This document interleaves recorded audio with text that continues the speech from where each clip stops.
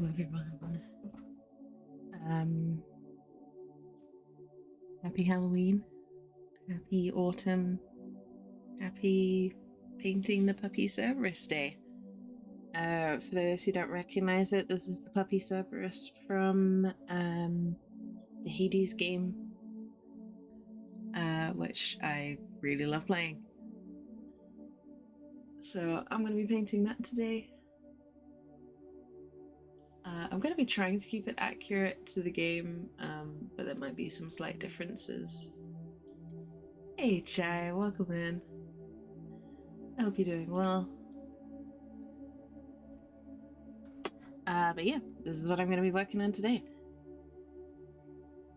I am going to have to find the right paint to start with. Then we can get going. Sure. But yeah, I did intend to actually stream at the usual time. This is actually earlier than I normally go live. But my body decided that daylight savings doesn't count, so it woke me up way earlier than usual. So here we are. The irony of saying, yay, I get an extra hour in bed, and then promptly getting an hour less in bed than I normally do is not lost on me.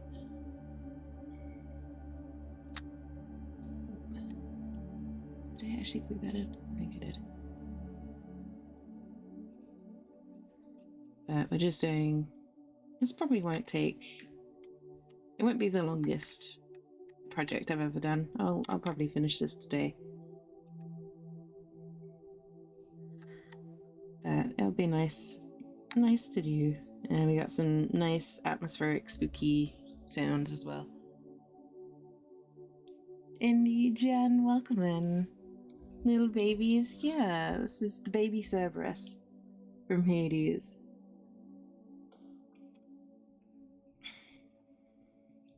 I thought I could do a grisly, gruesome horror one, but I've kind of done that in the past and wanted to do something a little cuter. So I've gone more spooky themed than horror today.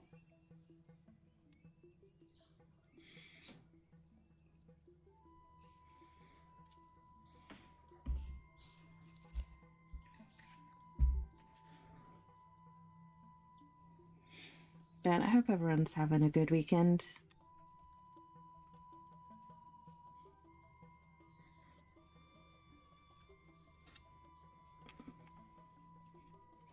I've been actually enjoying having a weekend off of work for once, which is a rarity.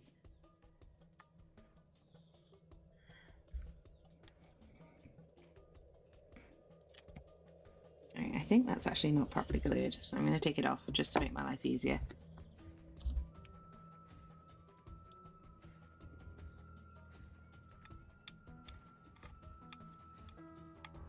I can paint that separately. Let's head to bed. Aww. Aw, thank you so much, Jen. I really appreciate that. I hope you get plenty of rest. And thank you so much for leaving the tab open. I appreciate it. I hope you sleep well, and hopefully we'll be able to catch up when it's a bit less late for you.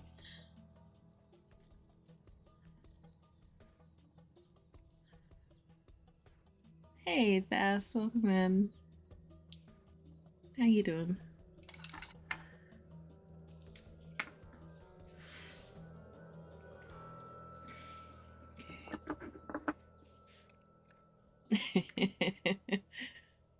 Everyone go to bed.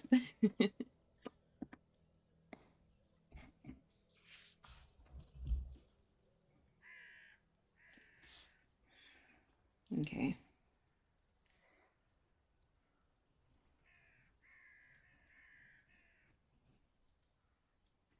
But yeah. Spooky music. Cute little spooky pupper. It's a nice chill Halloween to start. Halloween vibe, I hope.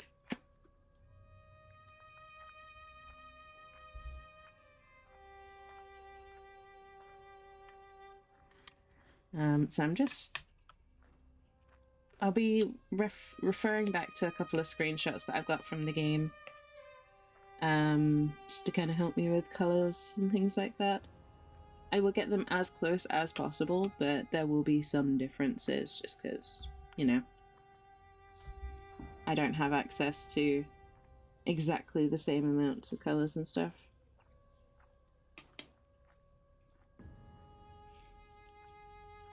And of course, you know, this is a representation of what's in game, not a perfect model.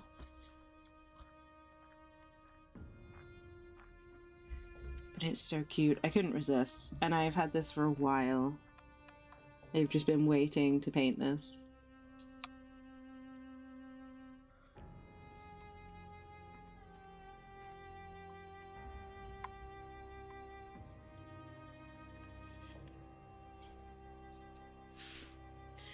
Different time zones.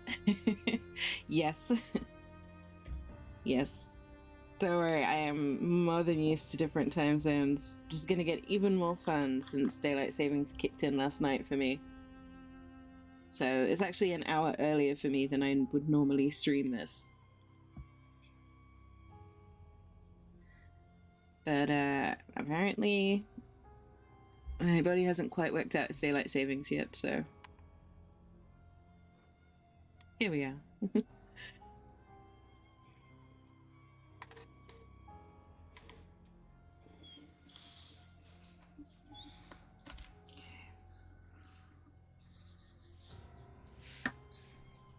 Oh, Nightbot, we finished the charity thing.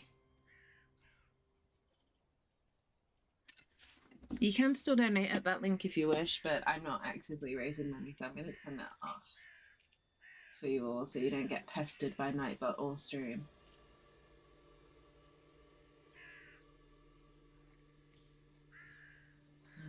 Where is it? There it is.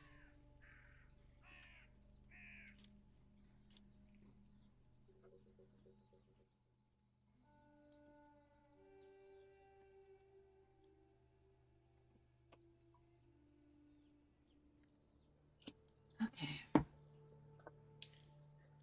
Back to the good part.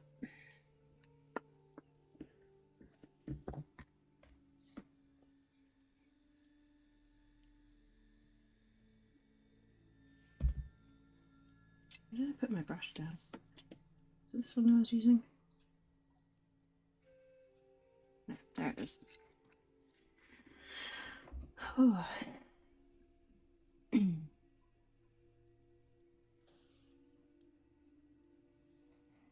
Yeah, it's been a good couple of days. We're just chilling, watching. Been watching Guillermo del Toro's Cabinet of Curiosities, which is great if you like. I wouldn't say horror necessarily, but like spooky things. Or if you're interested in Lovecraft stories at all, you'll probably enjoy it as well. So I've been watching a lot of that sort of thing recently.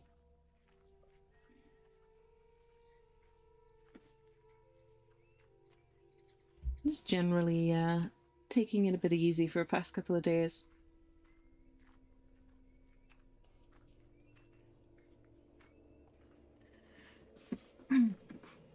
So yeah, but for it, I do recommend it.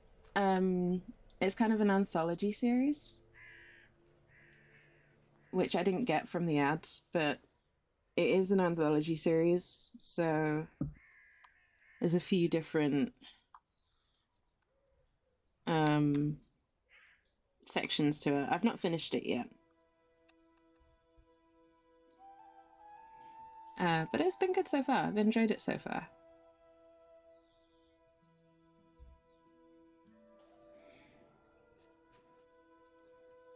I won't give any spoilers, but like I said, if you like spookums as opposed to outright horror, you'll probably find it quite enjoyable.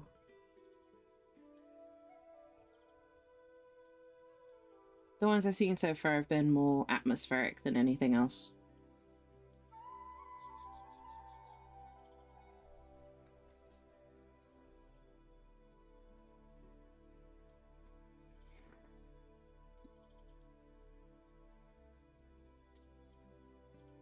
So much I want to watch. Yeah, it's a good season for it, actually.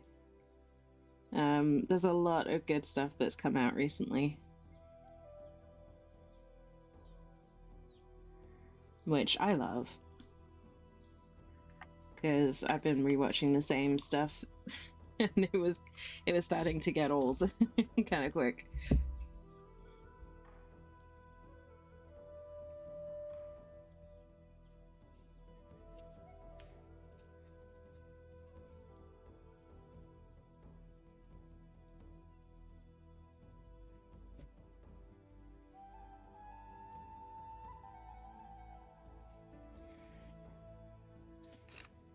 It's always great to see the variety.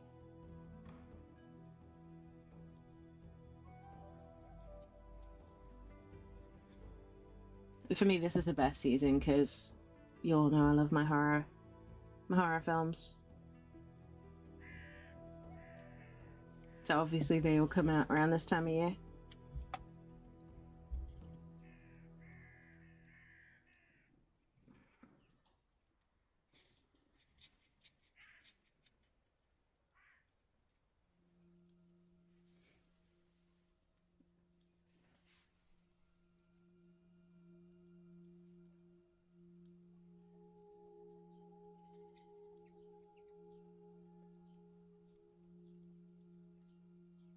Okay.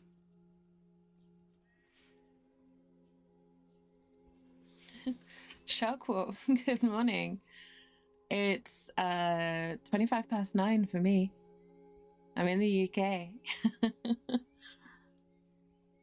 I'm doing well, thank you. How's about yourself?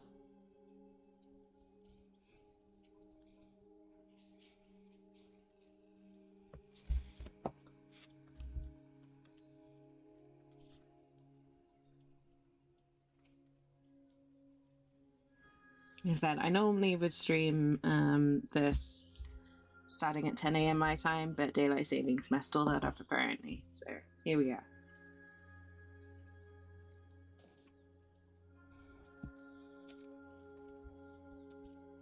Okay, just gonna check.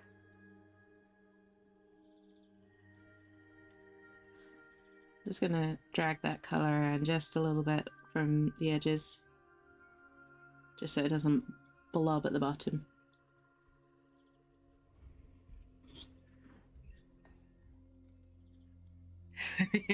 Yes, sleepy, I imagine.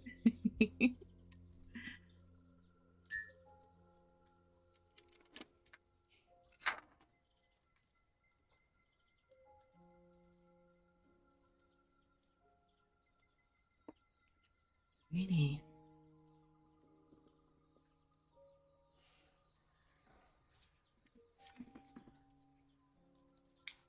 Just give Serbia a bone. Give him little head scratches. Or the head pats.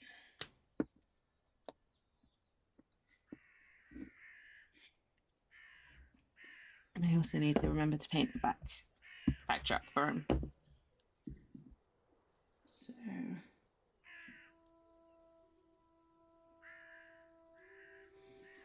because this does just slot in there. Apparently the glue didn't take too well when I glued it before, but that's no big deal. You can always re-glue it, or I might just not bother gluing it this time.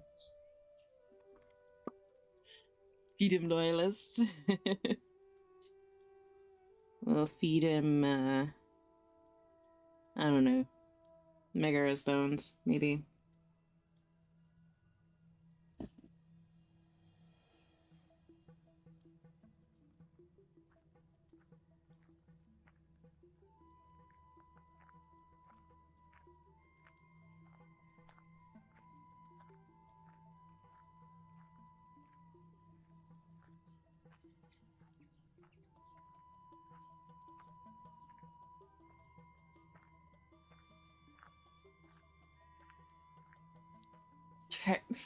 T-Rex Weaver.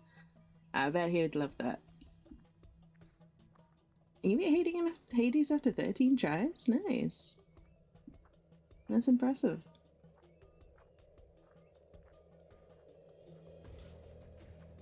I'm gonna have to switch to a smaller brush.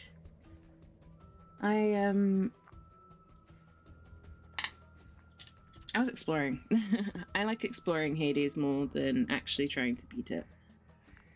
I'm a big fan of different mythology from around the world, so having a game where you can explore the underworld is pretty amazing.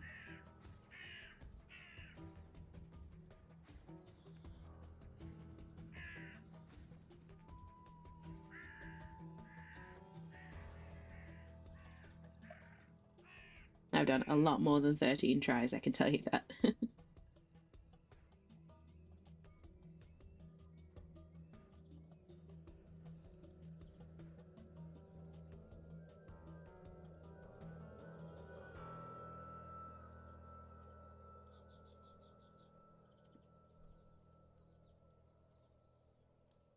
Shield run, nice. The shield is pretty good. I don't know, I think I would just prefer the classic sword for myself, though. I seem to do better with that than I do with any of the others.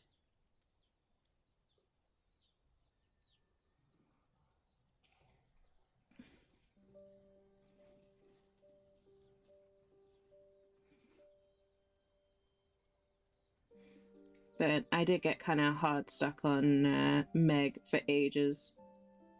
So I've given it a bit of a break recently. I might go back to it in the future.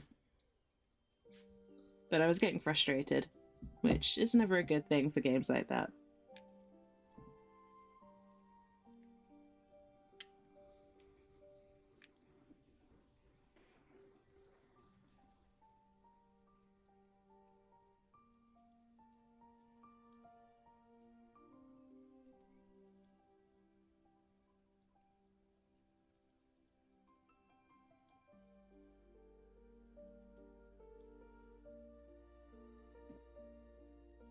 Okay.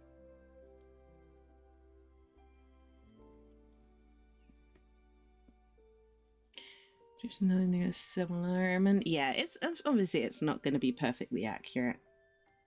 The game. But I love mythologies. I'm currently reading about the Egyptians, sorry, not the Greeks. I've just finished reading about the Greeks.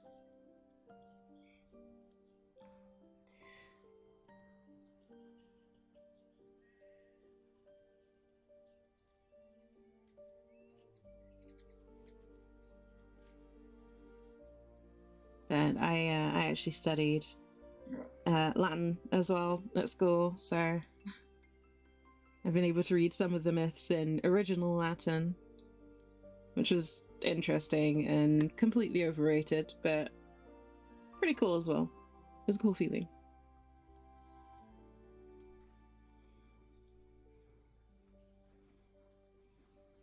And I can still remember to translate the odd word here or there, or odd phrases.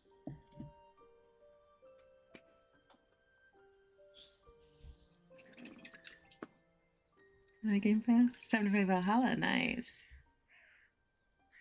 I mean, teach Spanish? Hey, learning any new language is cool. Learning any language other than your native language is so helpful. I took French through to A level, which is kind of just before university level. And I did Spanish as well at school. Okay. I'm just getting some information from screenshots. Bear with me a second, folks.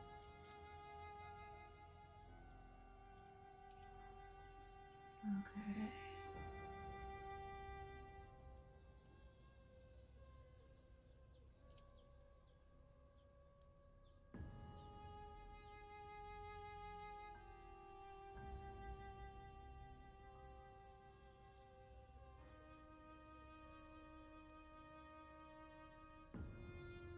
Okay. High school? Yeah, but I was in high school till 18.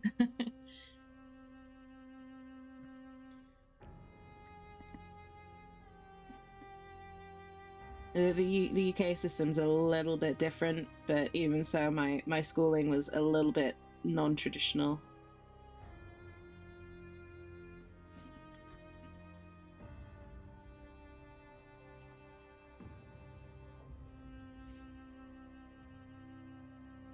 Right.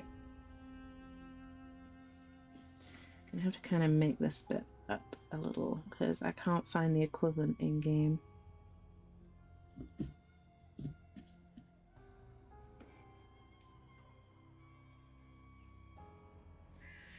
Yeah, for those who are familiar with the English schooling system, I have a GCSE in Spanish and A-level in French.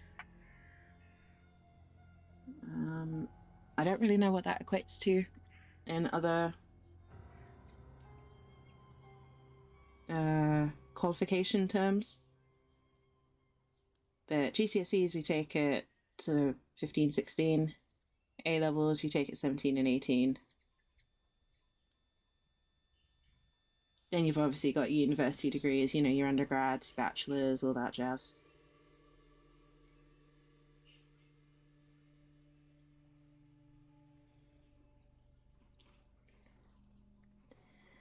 Yeah. I do recommend learning how to speak another language if you ever get the opportunity. I'm glad I did. You never know when it comes in handy.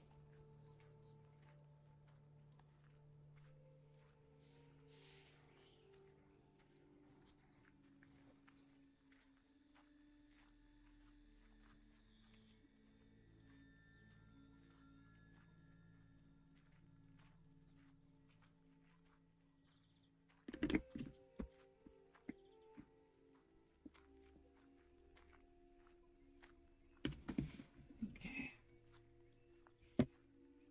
Non-traditional. Chaos Demon tutors, yes. Oh boy.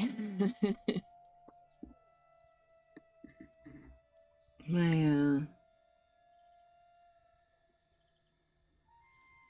Put it this way, I don't miss school.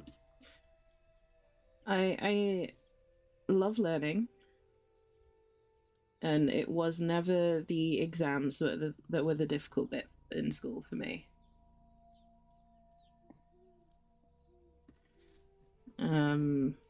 It was the rest of it.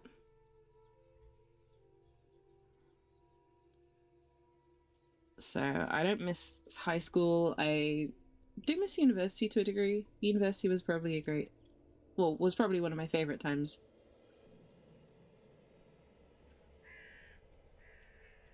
But I think what I miss about university is having all the freedom of an adult without any of the responsibilities, more than university itself.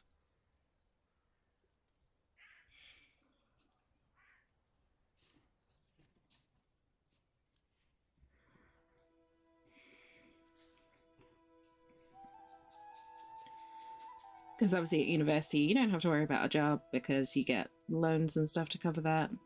I did have a job at uni, but it wasn't particularly demanding. It was just a weekend job.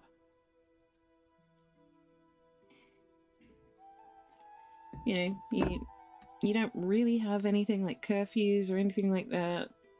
You don't have someone breathing down your neck telling you you're not allowed to wear that or do this. You know, you run your own basically. It can be lonely, but for me it was great.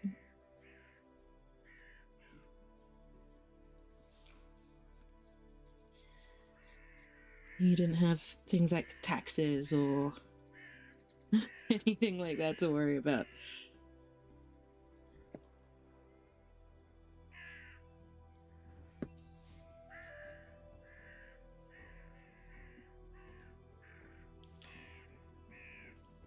I guess you wanted to be Jacket Navy chat. Oh, I need to draw that at some point, Indy. That sounds great. Sounds like a demon familiar for me. Magic, hey. No worries, you don't need to apologize. I hope you got some rest. Take care of yourself, and we'll catch up again later. Take it easy. I appreciate you stopping in to say hey. You absolutely do not need to apologize. No one ever needs to apologize for not being able to stay or not turning up or being late or anything like that. It's all good.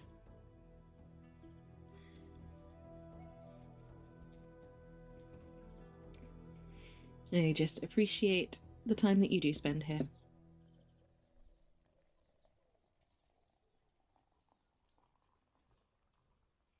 And I am definitely not taking attendance. I'm not that kind of streamer.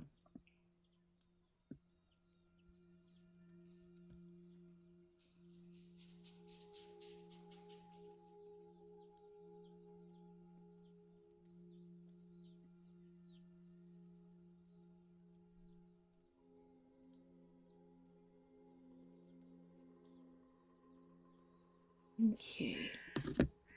So I know it's kind of not very colourful right now. It's a lot of greys and bland colours, but it's, you know, it's stone and all that. So unfortunately, stone isn't very brightly coloured. We are going to be moving on to some brighter colours shortly. I promise. Don't worry. This is all good, Magic. I appreciate you stopping in. And I hope you get rest. I hope you get some time to rest and relax and do your thing. And I hope the Gundam contest goes well as well. I know you've got that going on. Nearly.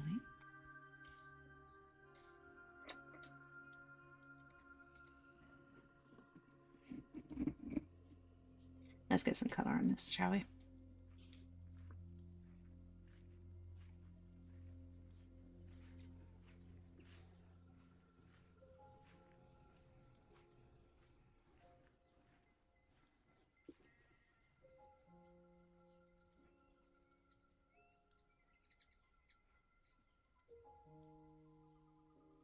Okie dokie. Taking pictures? Aw, that sounds great. No worries. Take care, Magic. And thank you again for stopping in, even if it's just to say hey.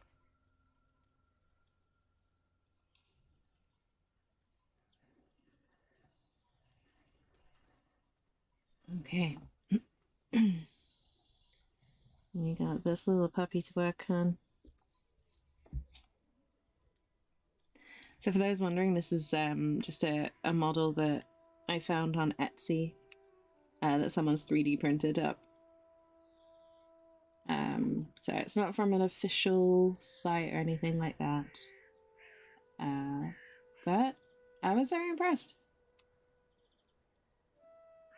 There's clearly a lot of love that's gone into this model.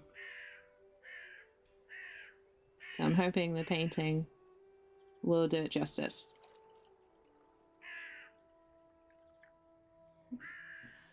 I do slightly regret assembling it before painting it, but there we go. I was too excited to have this done and kind of forgot that assembling before painting usually makes things a little more tricky for me with the painting.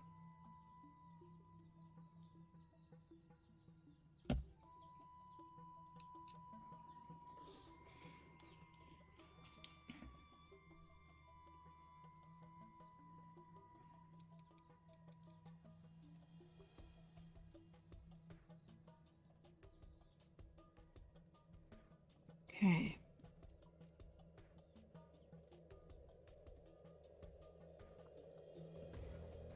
Now hopefully you guys are still getting good shots of this.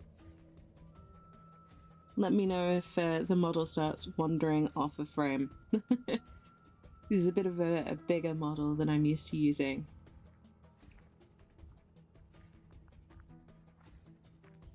So feel free to shout if you're staring at an empty screen for too long.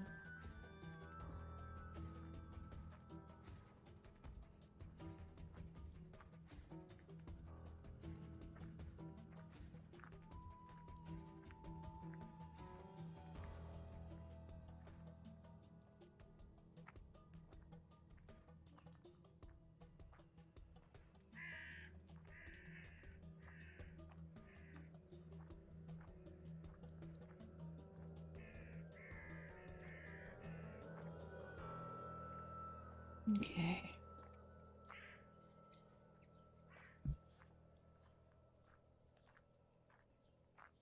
And then we go under the belly.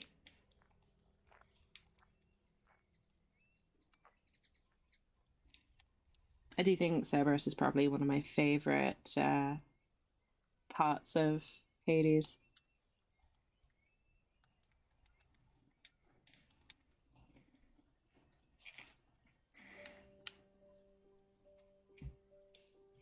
He's just too pure.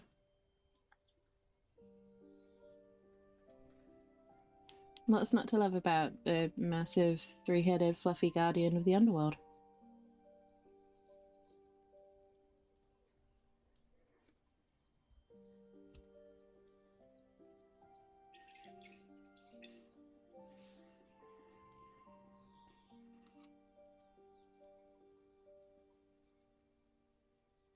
Okay, got the belly.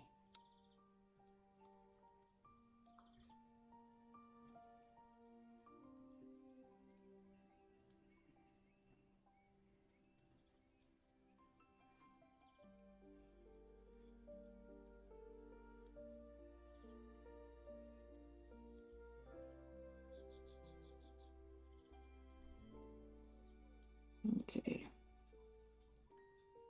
Some of these areas are really awkward. But he's worth it.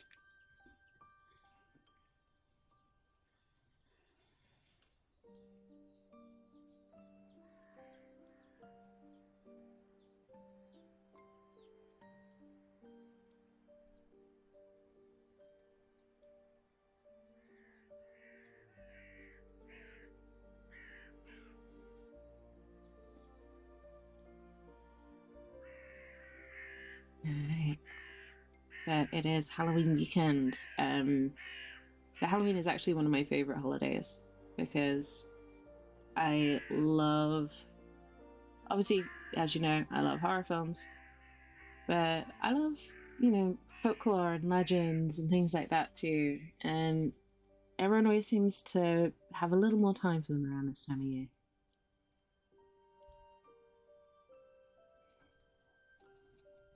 So I always try and find a new legend or a new folk tale, or just read up on stuff like that around this time of year. And I like to make an effort for Halloween. If not the day itself, then the weekend before. So we usually have movies and a chilled dinner, usually like pizza or something like that. Something tasty and not necessarily good for us. And I like to make a proper evening of it.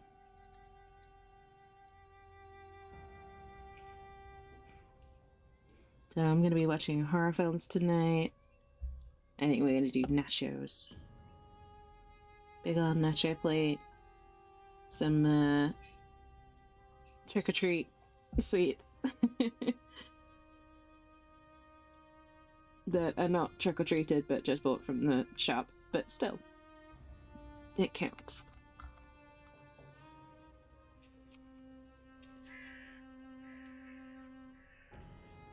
I just love that it's kind of become a holiday dedicated to, sweets, horror films, and dressing up.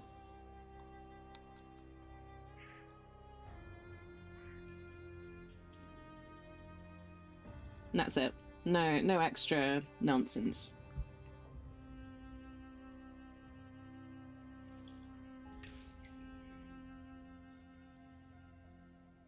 And I know there's significance for, pagans and other religions, but I like the simplicity of it.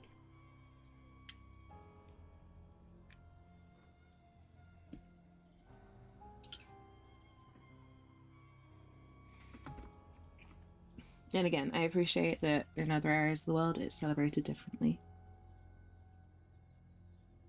You've also got Dia de los Muertos and other you know, Festival of the Dead, all that sort of thing. But here, it's nice and simple.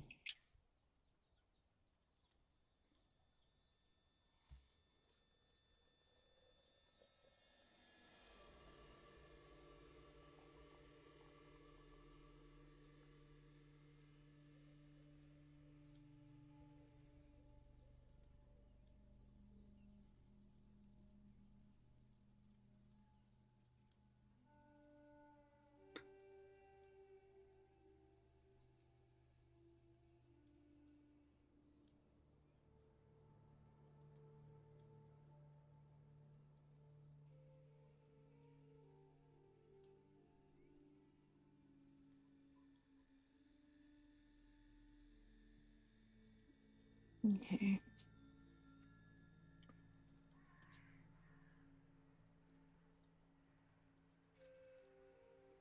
We've almost got that fluffy tail done.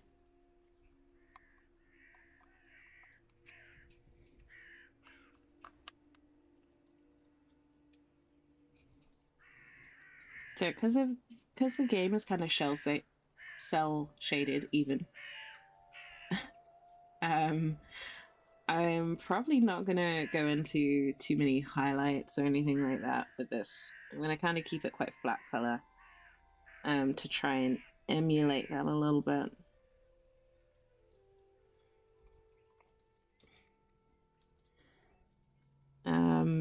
So it's gonna be a little bit of a challenge to get everything looking good without those techniques that I normally use to kind of, you know, show off the painting a bit. But it's gonna be fun. One of the things I'm focusing on is just making sure that the color is nicely saturated and not patchy.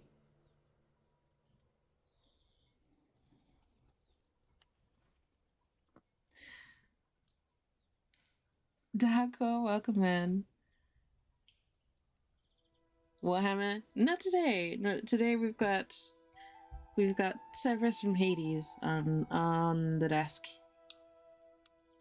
An indie I've not decided on a movie yet. We don't have like a specific it's Halloween, we have to watch this movie type thing. But I always try and watch at least one new horror, or at least new to me, and one like classic on the actual day of Halloween.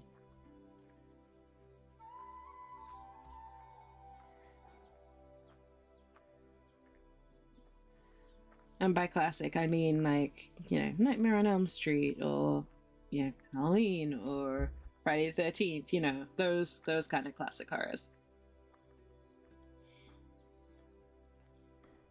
And yes, a lot of them are 80 slashes.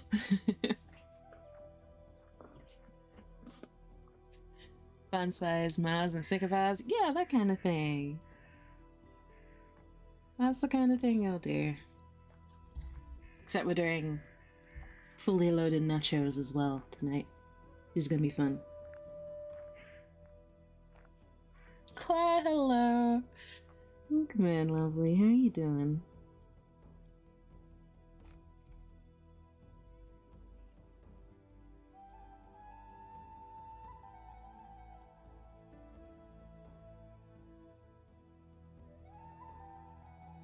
Okay. I'm just being careful around the eyes so I don't spill too much into the eyes.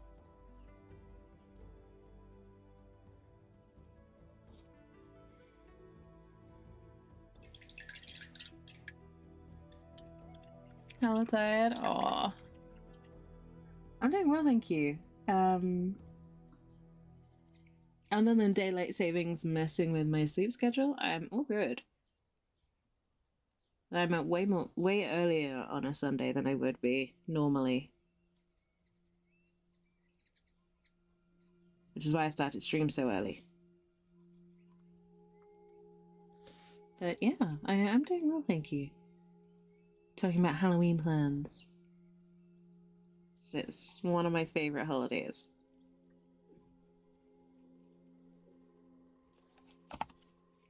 How about you guys? Does anyone have any holiday traditions for Halloween?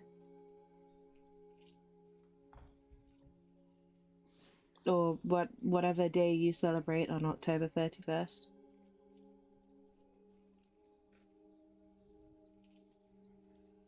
Stream-wise, I always like to do a horror themed painting stream at least.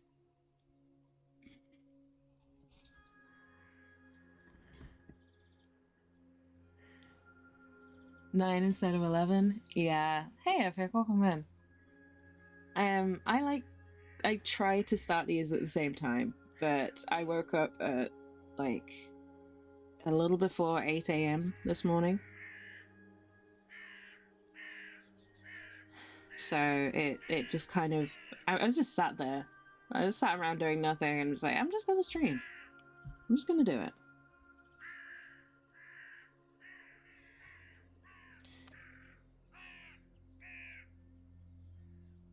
I got things to do today. Nothing particularly exciting, just housework and stuff like that.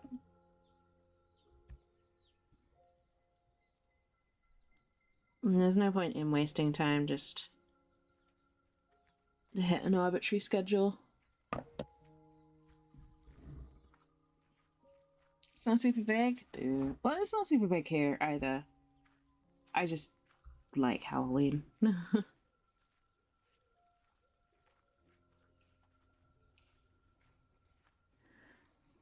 Yeah, I like having an excuse to, you know, celebrate the spooky side of life a bit.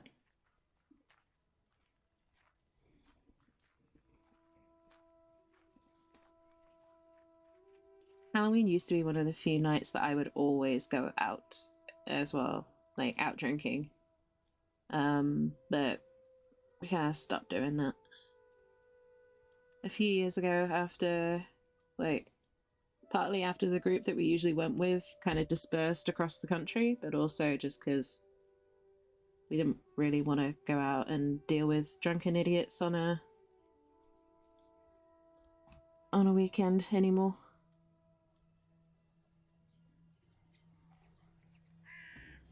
But for a good few years, it used to be a tradition that one of us would, like, one of our group around here would hold a Halloween party where we just, you know, eat, drink, and be merry kind of thing. Sometimes a poker night if we were feeling up for it. Those are good times.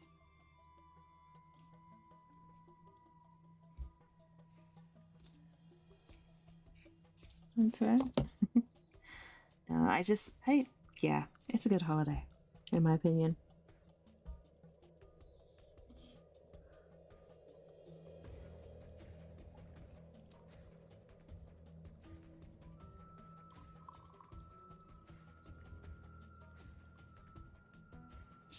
All holidays should be nice and simple.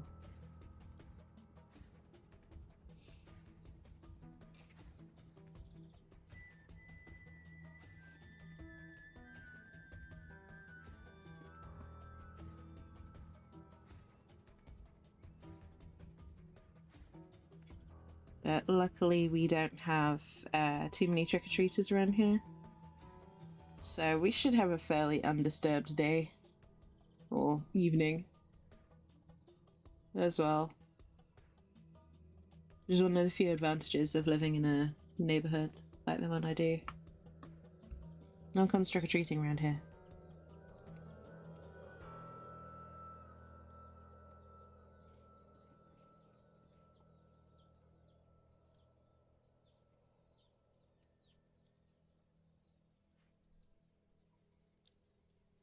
You're going to a Lincoln... Oh wow! A Lincoln Park tribute band. That's pretty cool, Claire.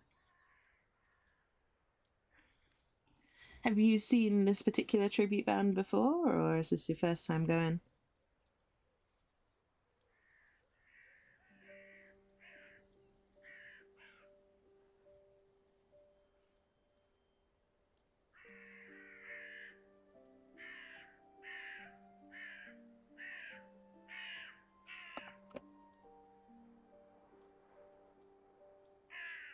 that extra piece is gonna go flying out the window if it doesn't behave.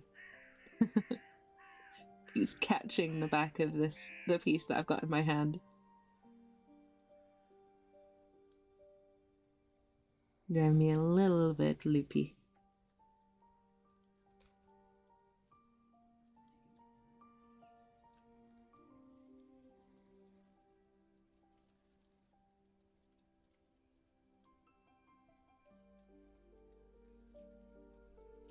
First time? Yeah, that sounds like it's gonna be a lot of fun. I've only been to a couple of tribute bands, but they've all been good.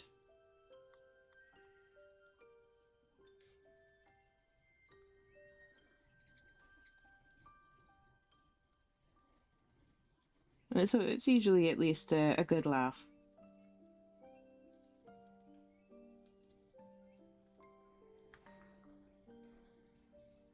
We get quite a lot of them coming around here because of the students.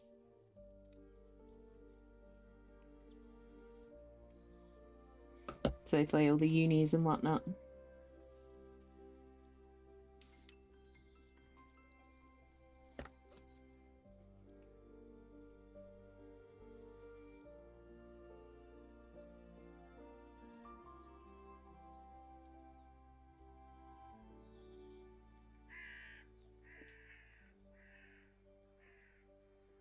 Okay.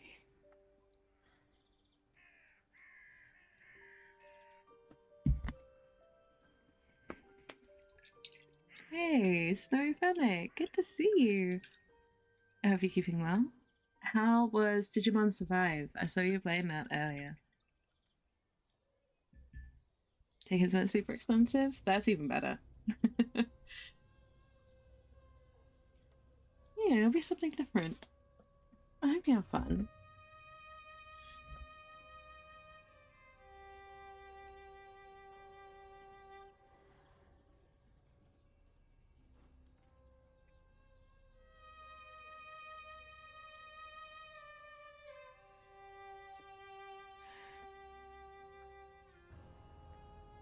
I hope it's a good night, Claire.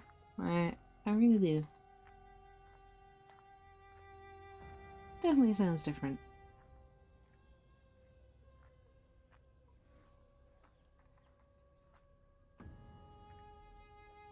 You have to let me know how it goes.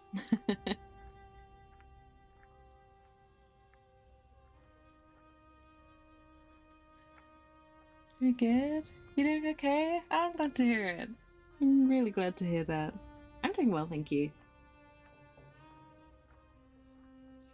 I'm in a great mood because it's Halloween. Well, it's Halloween tomorrow, but you know. It's celebrating Halloween. So we got spooky music, we got obviously the most adorable Spooky Papa. And yeah. Just generally having a good time.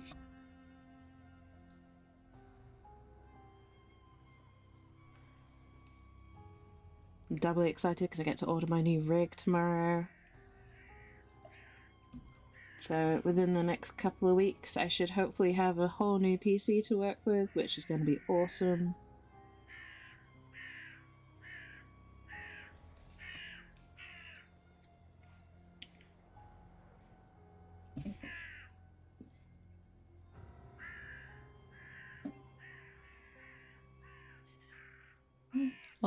All the hugs for everyone. Remember, it's alright, Claire. I get it.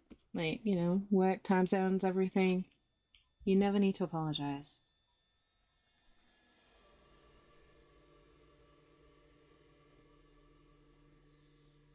I totally get it. I just hope you're doing okay. And, you know, just remember you can message me at any time.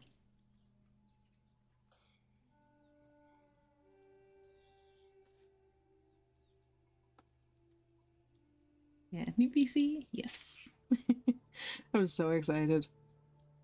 It's the first time I've done a full new build. I'd say probably in about 6 or 7 years.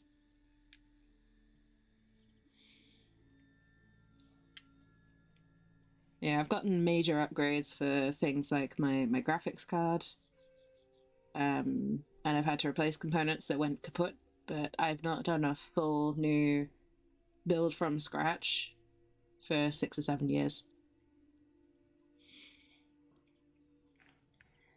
So the one I'm currently using is going to get retired into kind of like a media center, to kind of stream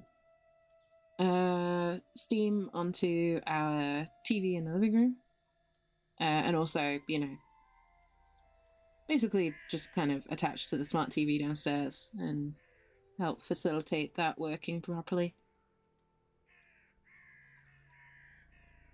Or I'm gonna break it down and sell it for parts. I've not decided yet. Because the components are still pretty good. They're just not good enough for what I need them for right now. Yeah, struggling with streaming and some of the newest games.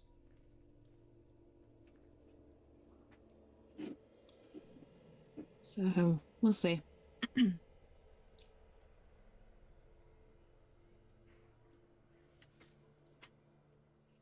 I appreciate you too, Claire. You sweetheart.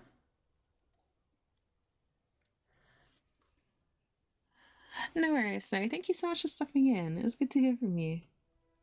I hope work goes well for you. I hope it goes quickly so you have all the time to relax. Working on weekend is the worst, so I hope it goes quickly. But take care, and hopefully we'll catch up properly again soon. It was great to hear from you.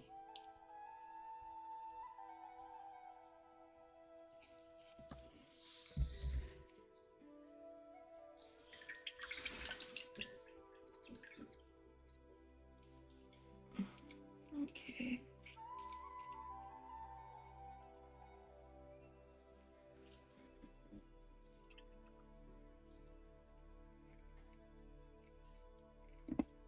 So I'm going to let that settle a little bit.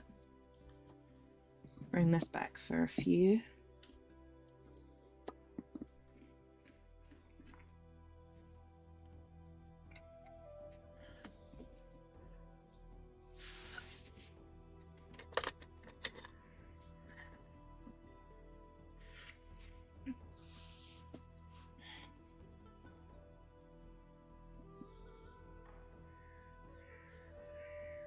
Oh boy, I need to replace this paint soon.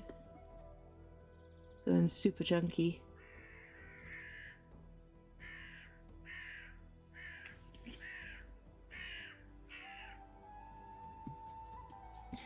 If you're wondering, I know I normally do get crows coming through on stream, but these ones are on the music. My local crows have gone to pester someone else this morning.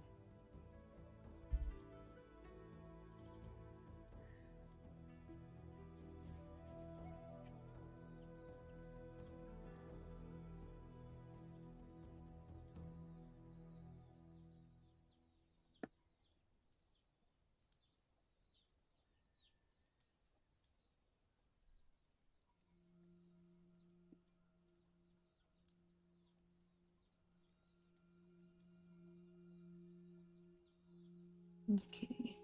The reason I'm doing this particular piece now is because it's a pain in the butt.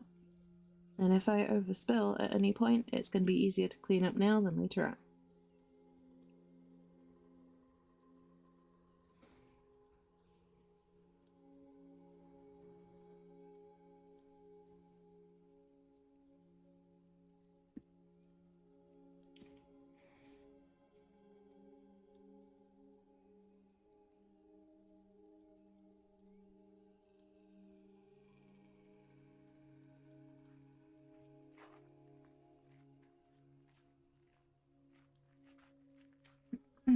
Cerberus is awesome.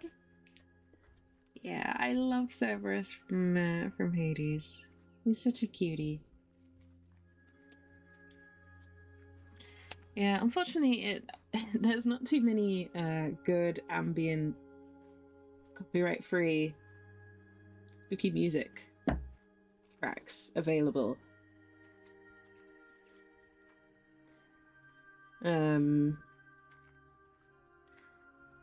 so the only good ones I found were like 10-minute loops, and I figured hearing the same 10-minute loop over and over for, you know, however long this took, maybe 3 hours, was gonna drive anyone nuts, never mind myself.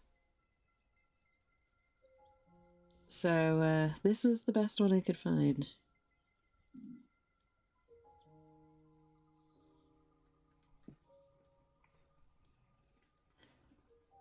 I was going to play the Hades soundtrack, but it gets a little bit intense. And I needed something chill this morning.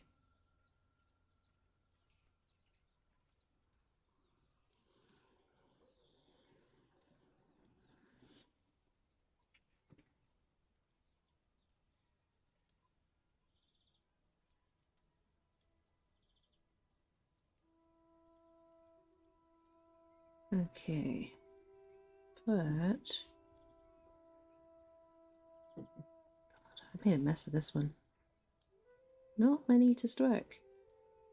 Luckily, it can be fixed at this stage.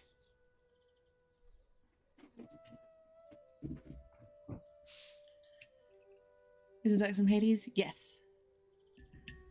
Yes. There's Cerberus.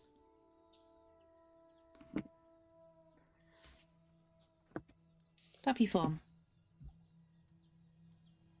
And welcome in, Howley. Be awesome if there was, yes. I'd really, really love to see that happen, but so far, no joy. They're all like dark synthwave or lo-fi beats, and that's not the kind of thing I'm after.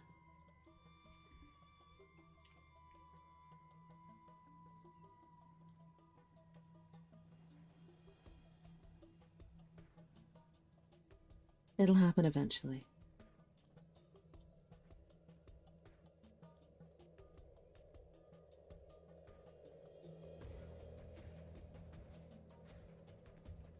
Although I suppose it would be fitting with the horror theme if I subjected you all to the same, 5 or 10-minute loop for 3 hours.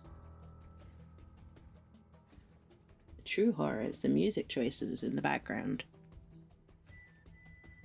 I can already hear the comments.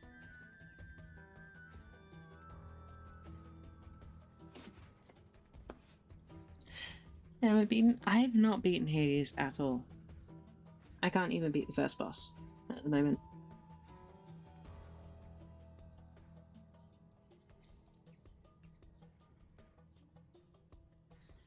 So, I am going to be the last person to judge anyone who hasn't beaten the game. But I love it. It is such a beautiful game. I love the lore.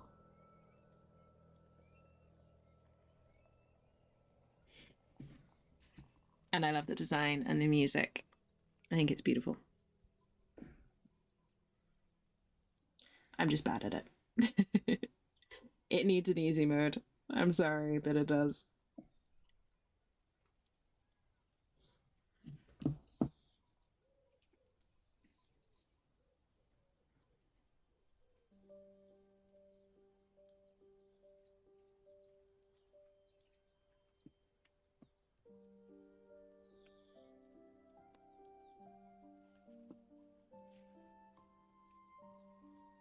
Stop.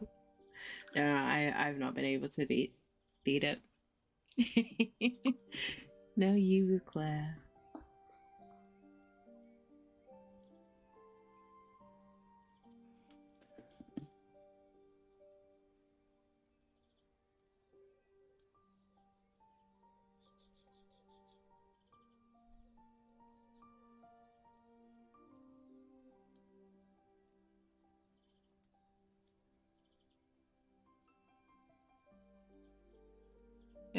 I'm just it's the kind of game that I wish I was good at, but I'm just not. I don't have the reaction time anymore.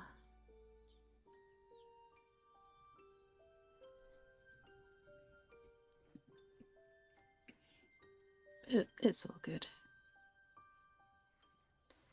I can still enjoy the game and be bad at it.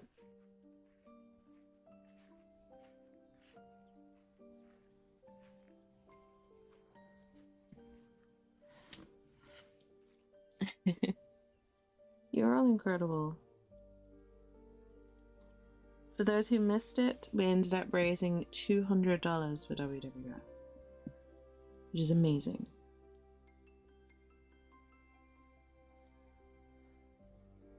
Which means, as a total across all the campaigns we've done for them, we've raised over $3,000 in the space of just under 2 years. Which is huge. That's a huge amount of good going out into the world. So every single person, whether you donated to a campaign or just shared it or just came by and said hey during one of them, you all played a huge part in it. So thank you. Because it means a lot to me to be able to do that sort of thing.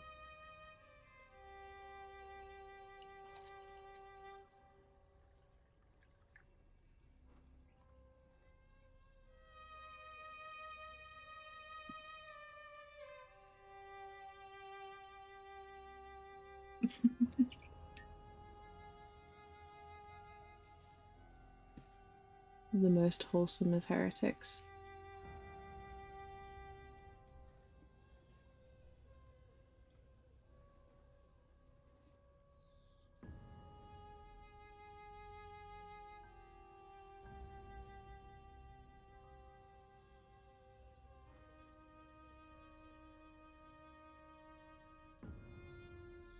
Is to be a heretic, all you need to do is do things differently. And I think we do things differently here.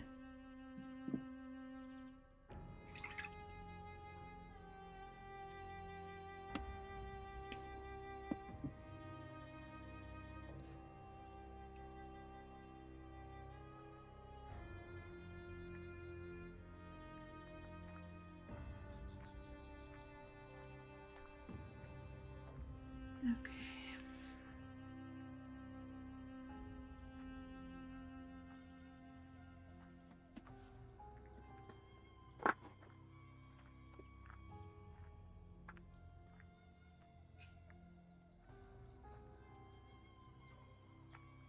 There we go. I knew it was out there somewhere.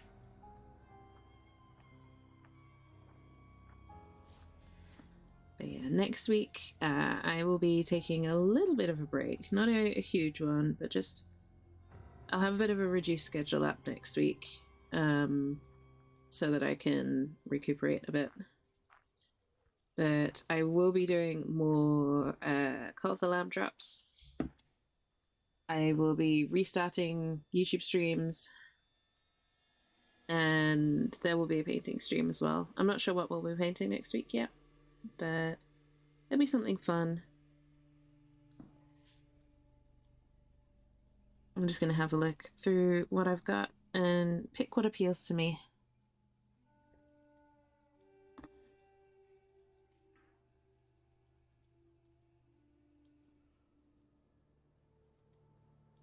So that's going to be nice. It's going to be a bit of a lighter schedule. Because I do have to go back to the day job at some point next week. As nice as this extended holiday has been, still gotta pay the bills.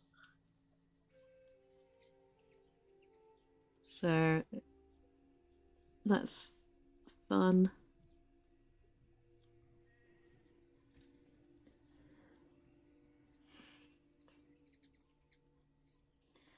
And yeah. Just all that sort of thing going on. We've been some offline gaming. I'm sure I'll find time for it. I'm sure I'll find time for it, Indy. gonna be a lot of sleeping and a lot of laziness over the next few days to make up for being just insanely busy.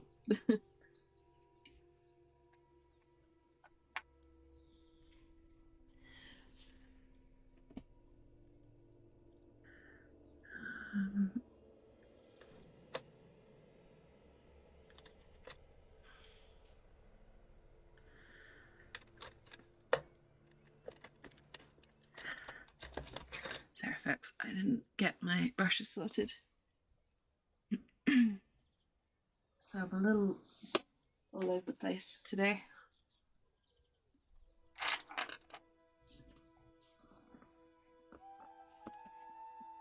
And welcome in. How are you doing, lovely? I hope you're feeling better. I hope you've had rest.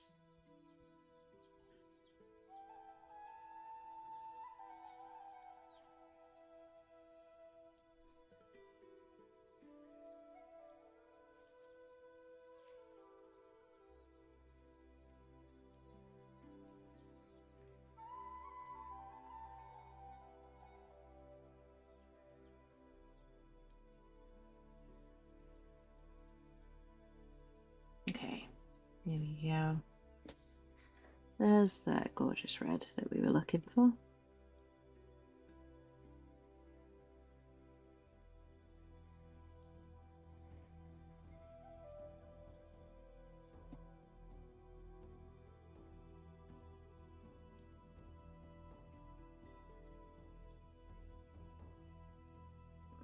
You want being all comfy? Good. Sounds good to me, Hen.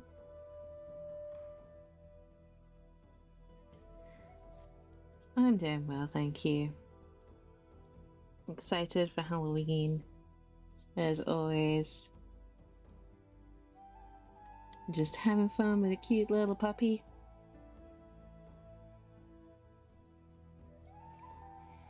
Definitely can't complain.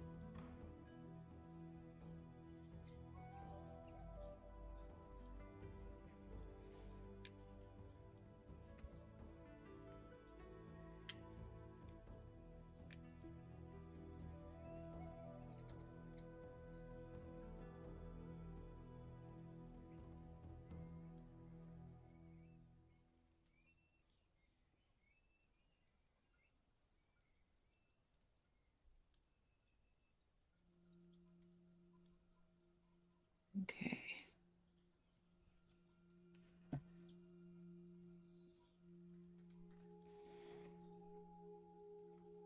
And down here. Got to make sure that there's no like streakiness or patchiness on this.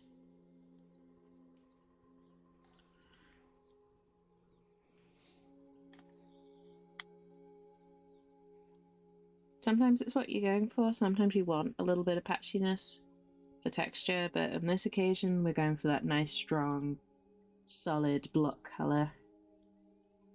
So no patches for Cerberus.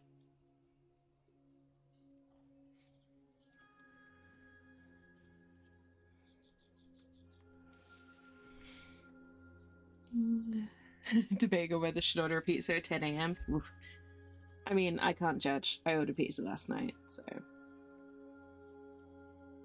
You do you, Epic. I wouldn't recommend it, mainly because that's an awful lot of cheese and stuff to start the day with. But I'm not going to judge if you do. You know, sometimes you're having the kind of day that means you need to eat pizza at 10 a.m. That's okay.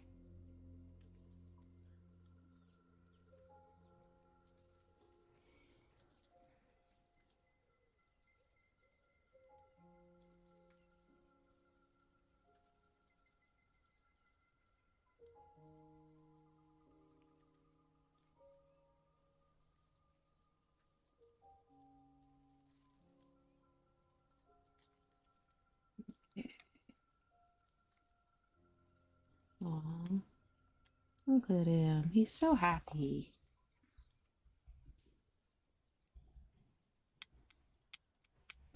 He's just a happy little pup. This guy.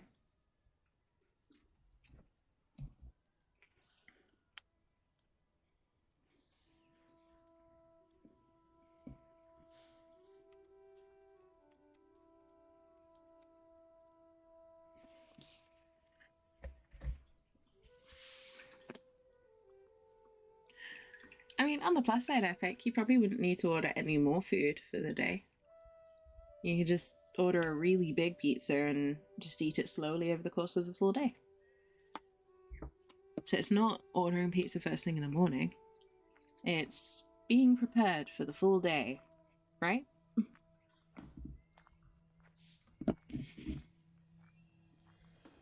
You're actually saving money? Hey, that's good to hear. Yeah, Cindy.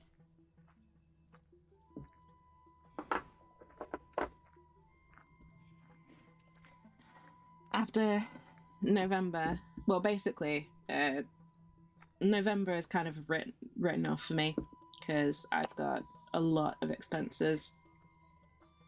And then December's usually expensive because Christmas. But after that, I am going to be aggressively saving money. Hopefully, so that I can come to Australia next year.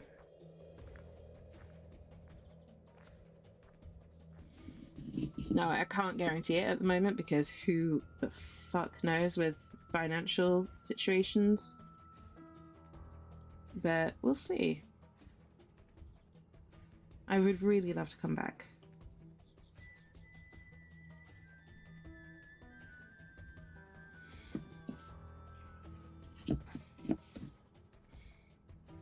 So that is something that I want to work towards next year.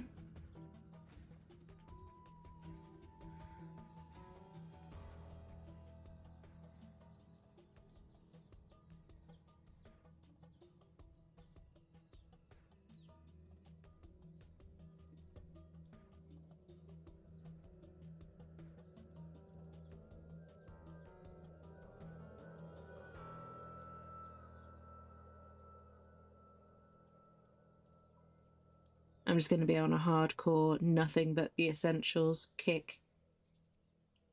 And we'll see how long it lasts, because traditionally I've never been particularly good at saving money. So, we'll see. Great to have you back here. I hope so, Andy.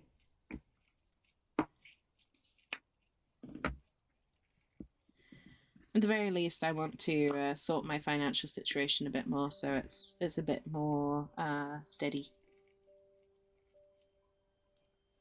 And part of that will be reducing the amount of money that I waste.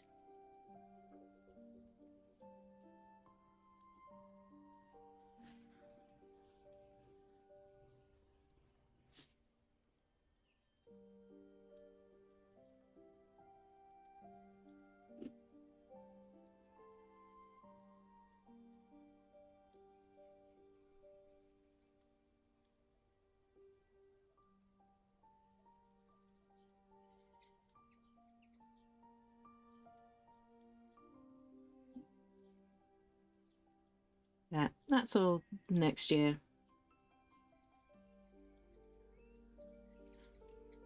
We've got a few months yet.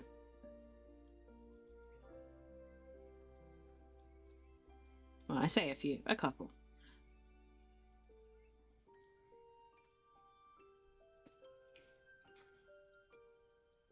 I'm aware that not everyone is as chronically busy as me that they need to plan 3 or 4 months in advance.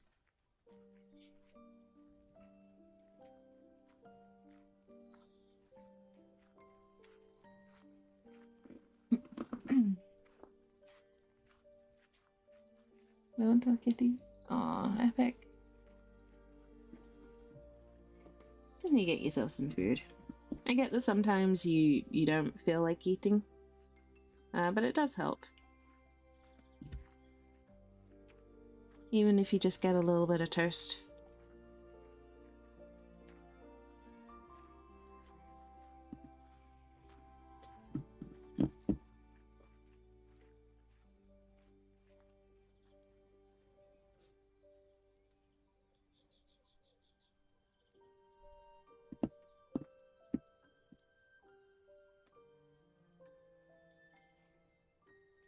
haven't eaten yet this morning, but that's purely because I had a massive dinner quite late.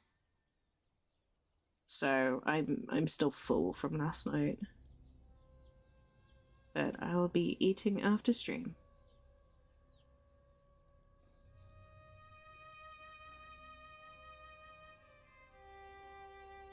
I suppose I did have something. I had a smoothie, just so that I wasn't streaming on an empty stomach. So it's kind of food, but not really. It's not a proper meal.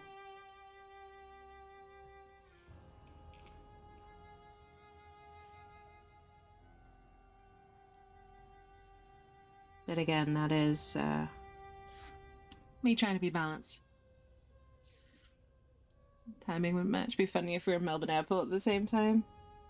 Oh, because of you going to Canada, Indy?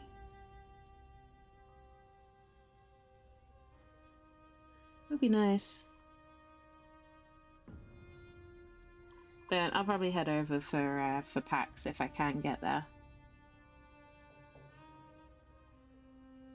It gives me a bit more time to save up as well.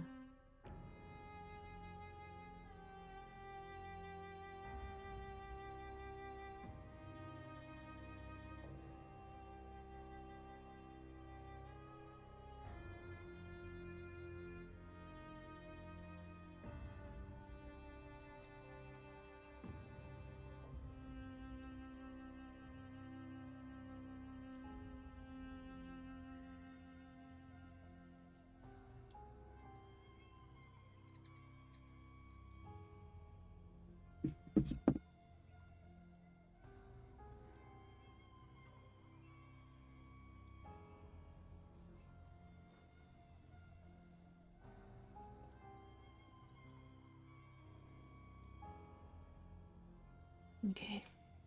Slightly regretting painting this outline now, but we're here now.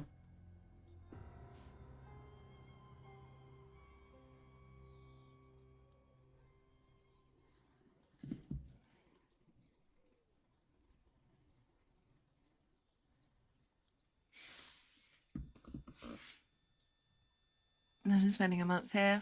I'd love that. I really would.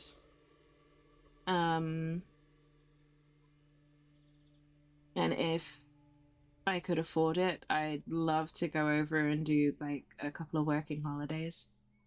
But I can't really afford to give up, you know, stable income at the moment.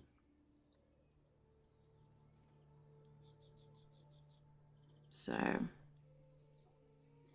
one day in the future, basically. It's something I want to do. Spend a longer time over, but sort of come over to do like casual work or part-time work. Kind of a working holiday situation.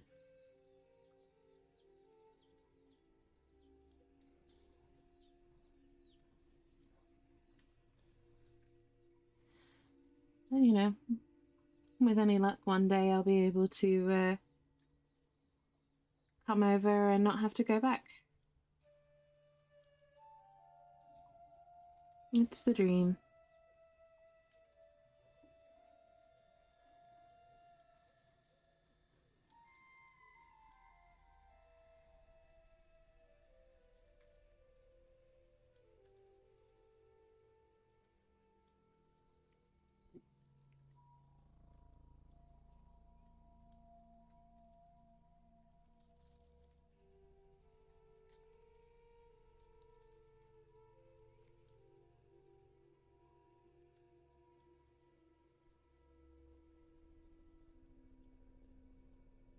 Okay.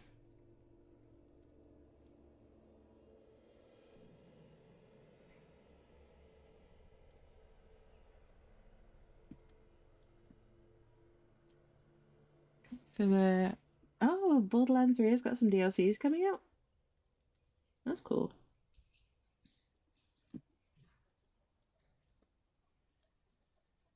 Or are they already out?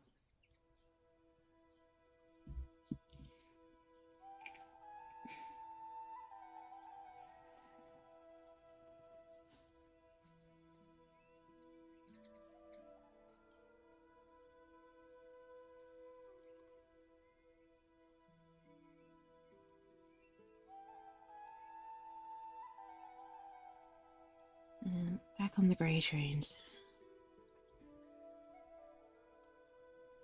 I need to find something that's super colourful for my next project. I've been using too many greys and blacks recently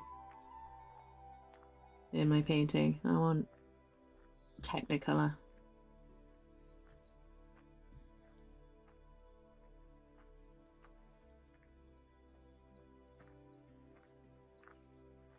Yeah, greens and browns and purples and oranges.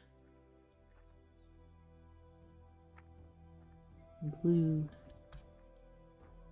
I love working with blue, and I haven't had any blue projects for a while.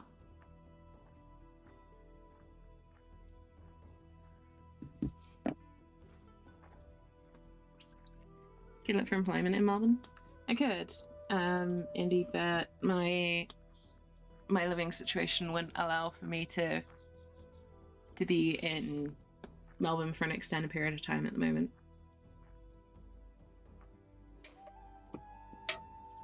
Yeah, my partner can't leave her job. And I don't really want to leave my partner. Funnily enough.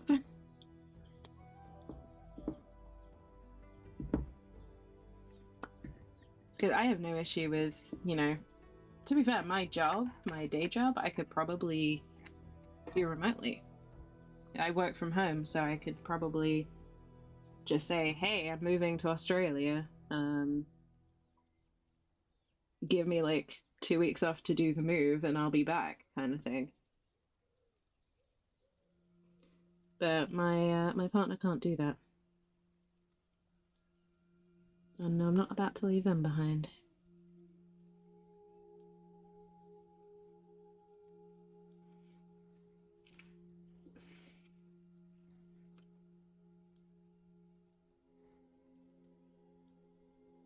But believe me, I have considered many different scenarios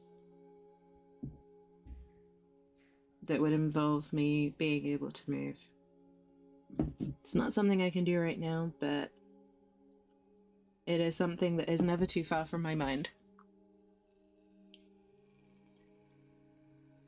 Highest Wild West themed adventure and a Call of Cthulhu one. That's cool.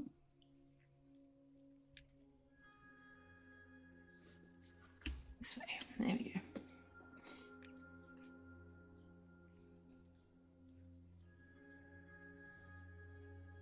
I do love Call of Cthulhu.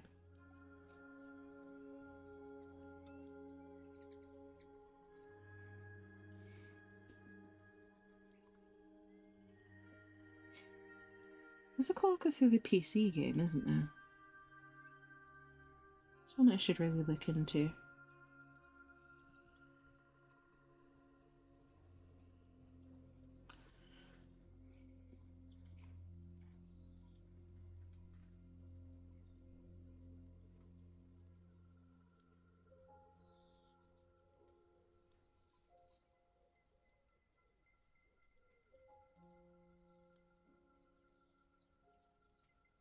Again, I know this isn't necessarily accurate to the game, but this is a thematic approximation, shall we say.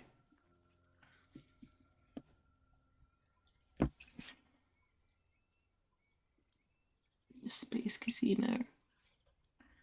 A space casino heist just sounds fun. It does sound like exactly like something Borderlands would do, but it also sounds like a lot of fun.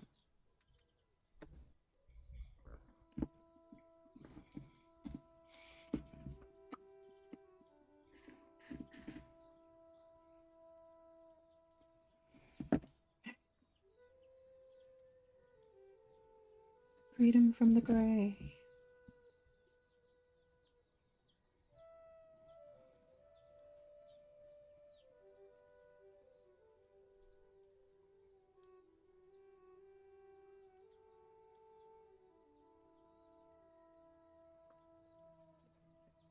Heavily discounted currently? Nice.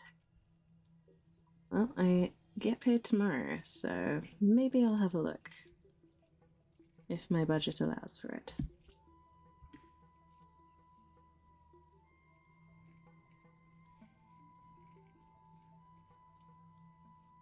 Assuming I don't already have it, it's one of those games that I may well have picked up on a previous sale or a bundle or something. Just forgotten that I've had.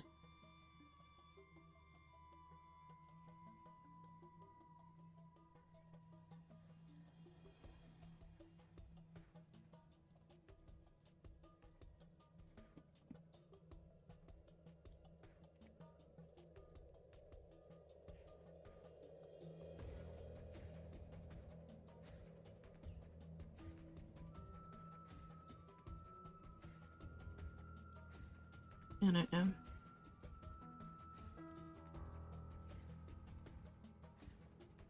I've got a fascination with eldritch horror. And while I know Lovecraft was problematic, shall we say, he did write some of the most well-known eldritch horror.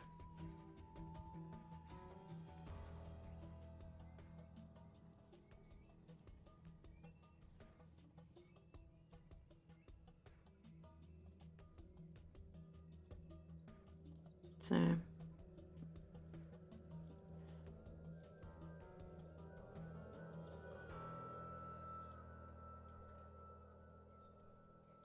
$10.35 AU? Nice. Oh, like I said, I'll check it out. I don't know if I've got it myself at the moment. I don't think I do. But if I don't, I'll see if my budget allows for it.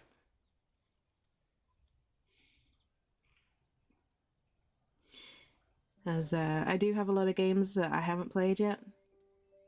And getting more games to sit in my library is not a priority right now.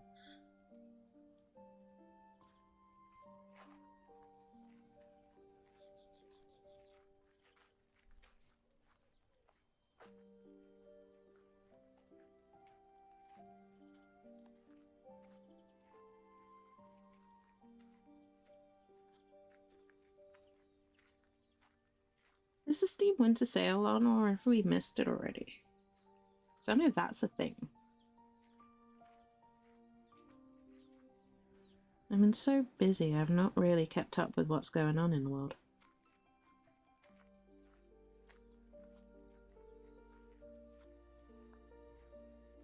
I feel like I've been living under a rock for the past 3 weeks.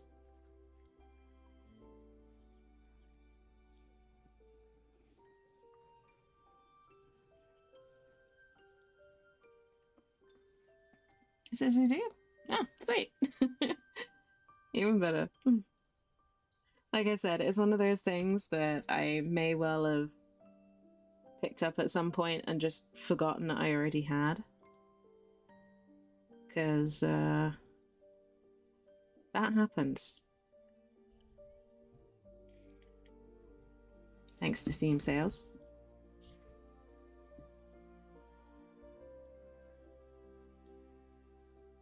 And, you know, the previously mentioned chronic busyness.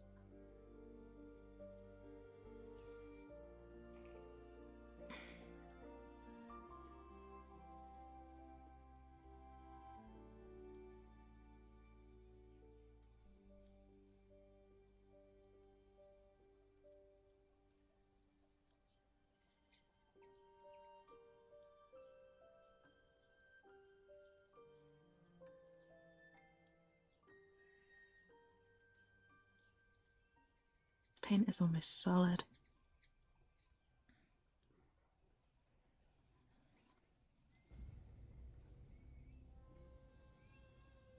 It's not good for painting with.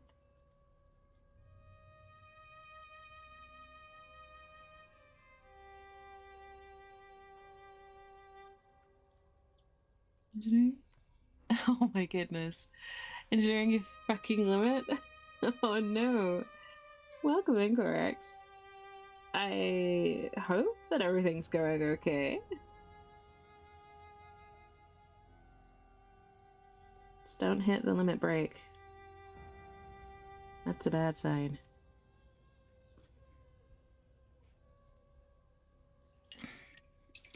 Alright, super messy at the moment, but it'll all look tidier in just a few minutes. Oops. Assuming I don't knock every single paint off the desk.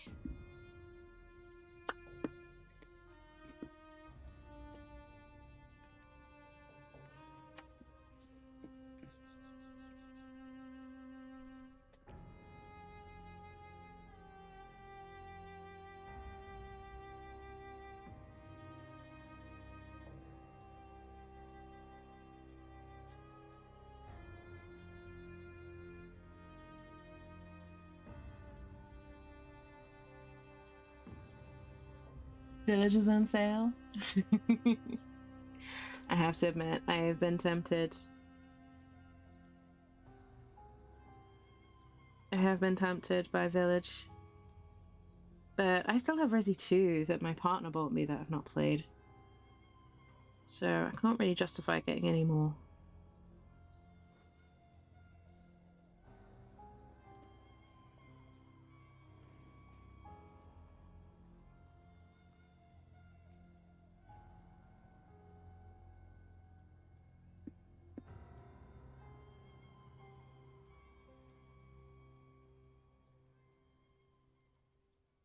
Well, actually, I think I started it and then I had to stop for some reason. But that's one of the things I want to play on the new rig.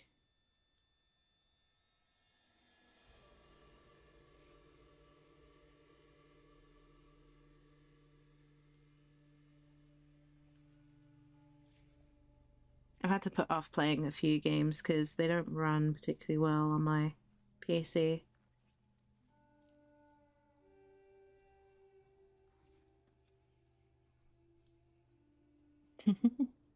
That is a very strange Pikachu emote, Corex. Mildly disturbing, I'm not gonna lie.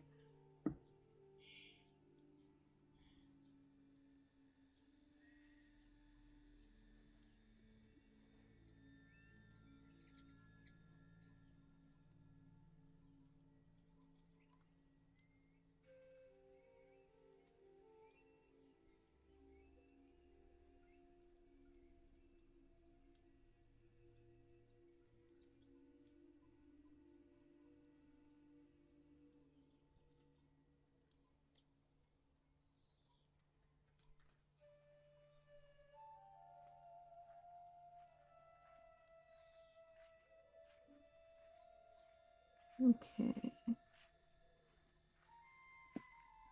I'm just going over the outlines basically and getting the fiddly bits filled in. And then I'll be able to switch to a bigger brush.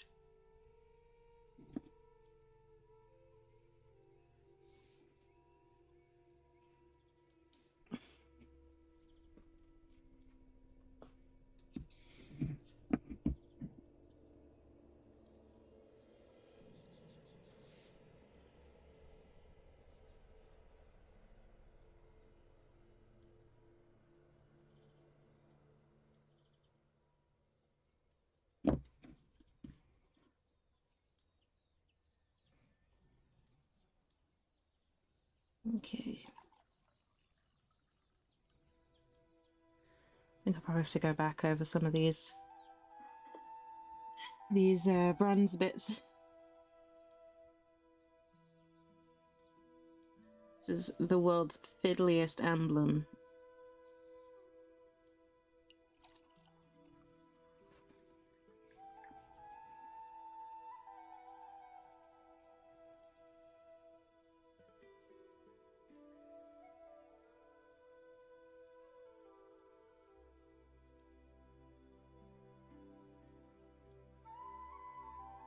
Okay.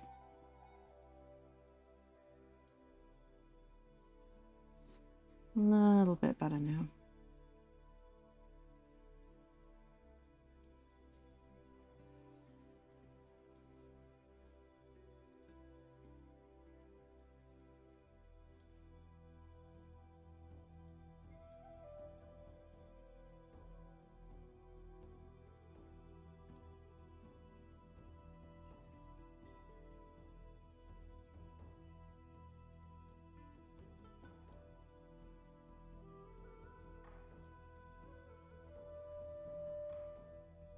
at this stage, I've almost done the entire model in this tiny little, the entire area in this tiny little brush.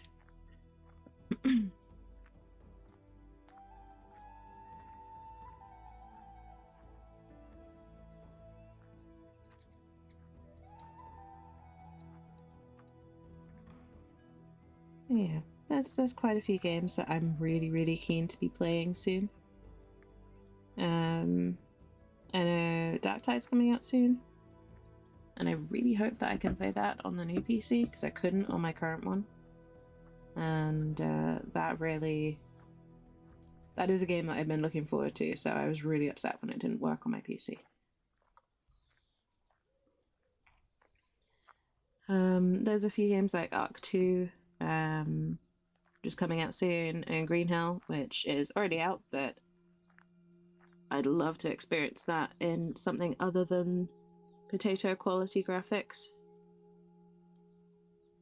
because that is a beautiful game. A few things like that I'm looking forward to experiencing once I get my new PC.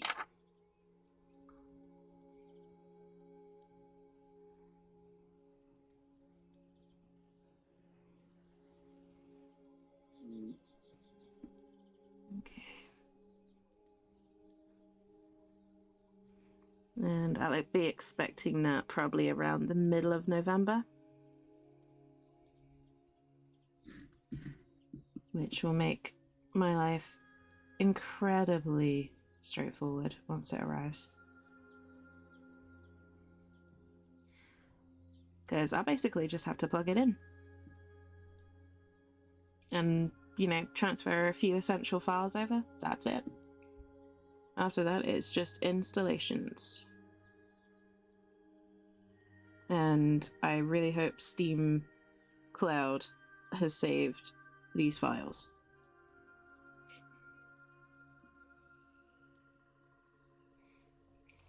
Yeah, there's a couple of games like 7 Days to Die I'll have to remod, but nothing that will take more than an afternoon to sort out, I hope.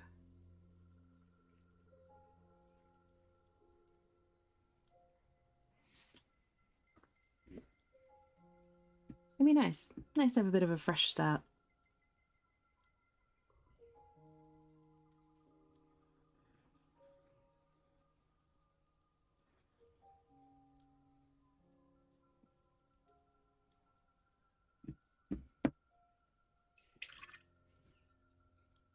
Getting rid of digital clutter as well as physical clutter.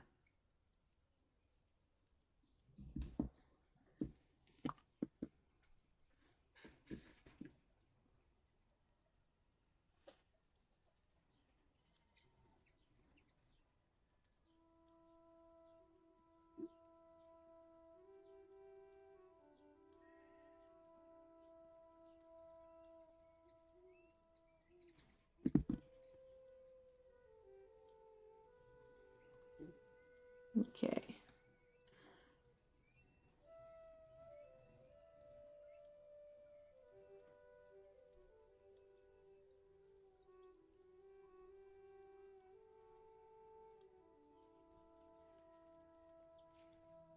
Getting into the small details here. Again, just tidying up those corners and things like that.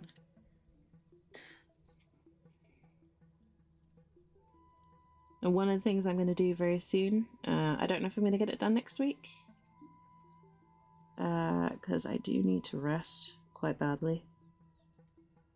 But one of the things I really want to do is a Discord revamp and some new channel point redemptions.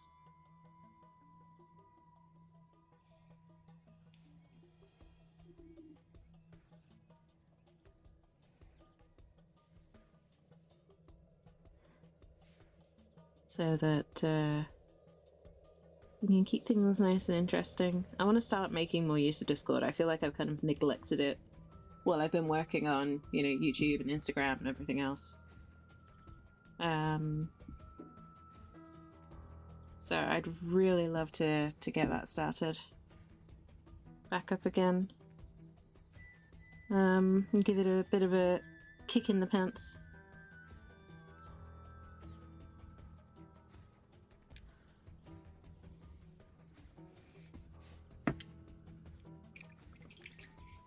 Pizza and Star Wars night. That sounds great, Indy. That is a good combination.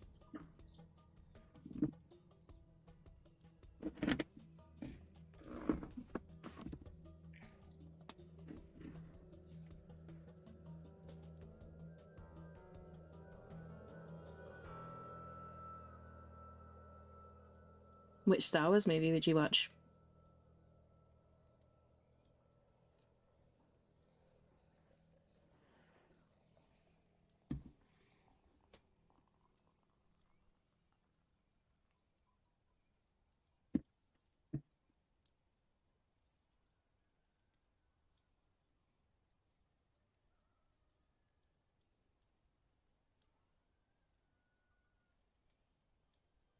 Okay. Come here.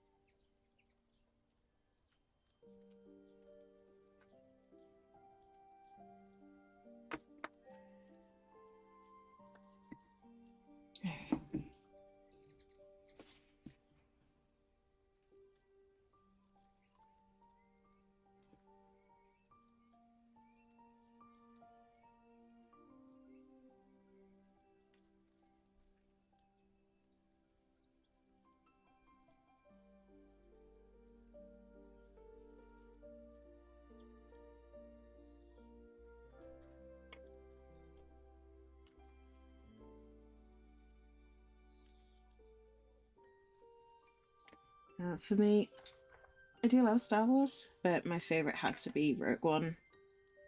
My favorite Star Wars film. Even though you kind of know what's going to happen in the end, I still thought it was a beautiful film. Really, really well produced and shot. And acted.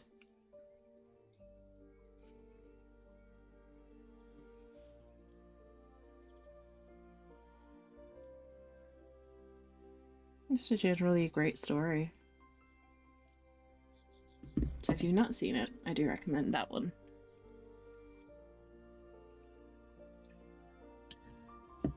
Oh, you're looking to stream on YouTube too, Indy? Nice. I will say, there's a lot of setup involved if you're planning to use the same streaming software. There's a lot involved with that.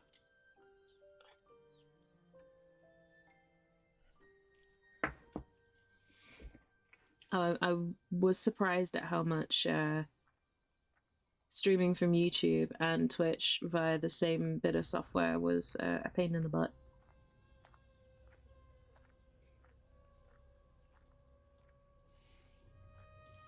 But I've really enjoyed it. Personally, I find it a lot less pressure because I know I'm only going to be live for about an hour or so. But the VODs are going to stay up there for as long as I want. So it still feels productive.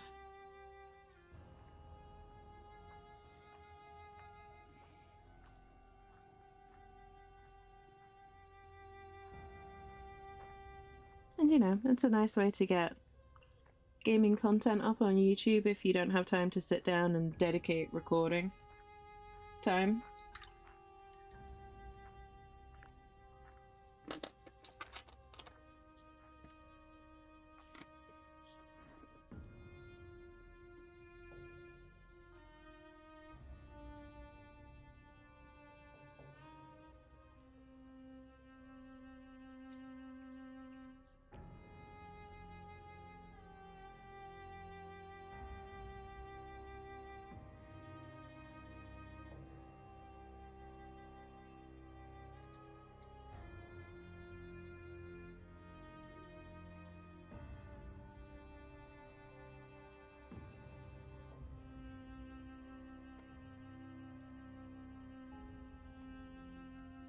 Okay.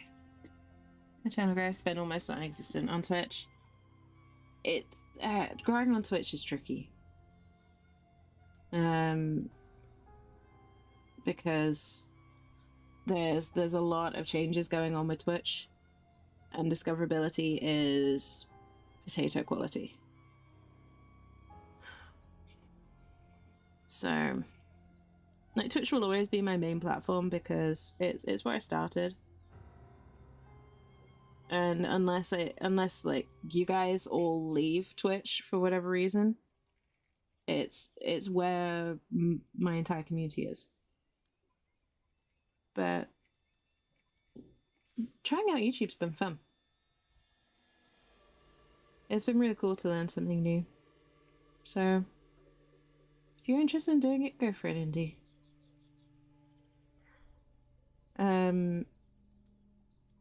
I will say, don't expect any different on YouTube in terms of growth, because you know it's the great social media problem of every platform's got its own algorithm and every algorithm hates you. But at the very least, it gives you a different platform to practice on.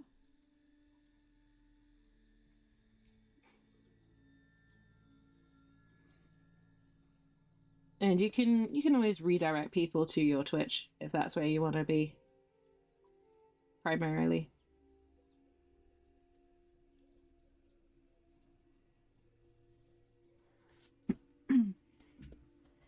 But I've been watching a lot of well, I've been learning a lot of growth and social media marketing and things like that, and I'm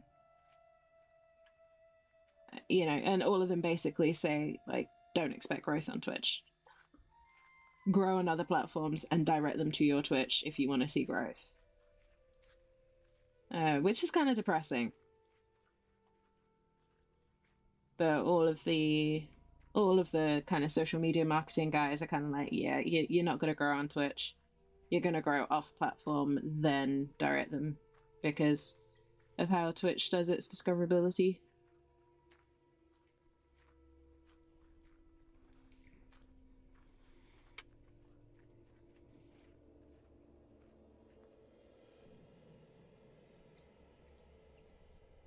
If you want to find a good resource for that kind of information, Devin Nash does some great videos on YouTube. I don't necessarily agree with everything he says, and not all of it applies to content creators of our size, but he's still got some good information. You get kind of like an idea of what it looks like at different levels as well. But they are full deep dives, like 40+ minute videos, so you kind of have to be dedicated if you want to wade through them.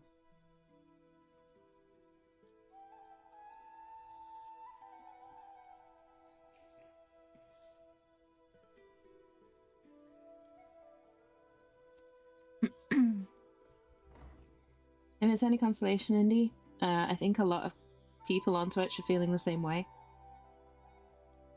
A lot of people on Twitch have been talking about, growth and visibility and all that sort of thing being really difficult. So you're not alone, if that helps at all.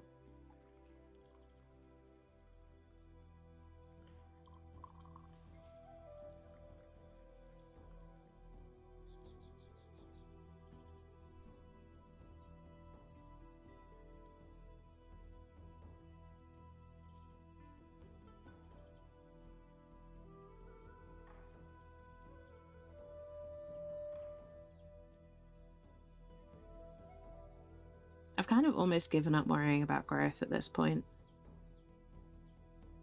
I'm just doing this because I love it.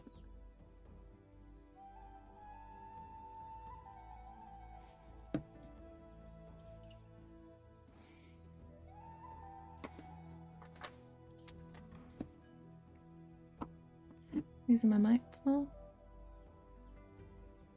Well, there's a couple of bits of advice that I wish people had given me when I first started. The first one is, if you're trying to track at, like, if something's working, get at least 3 months worth of data. So get at least 3 months of multiple streams per month before you can say something is working or not. Because you might have a one-off really good stream, or one-off really bad stream that will throw off a week or even a month. But 3 months is a trend.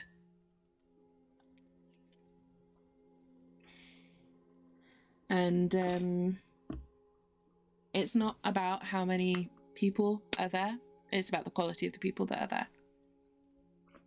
I mean, at the moment, I'm sat on 9.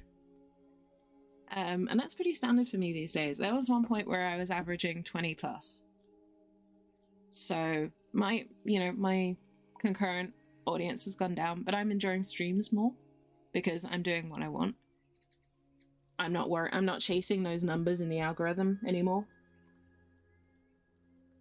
I'm just going, you know what? I want to stream this today.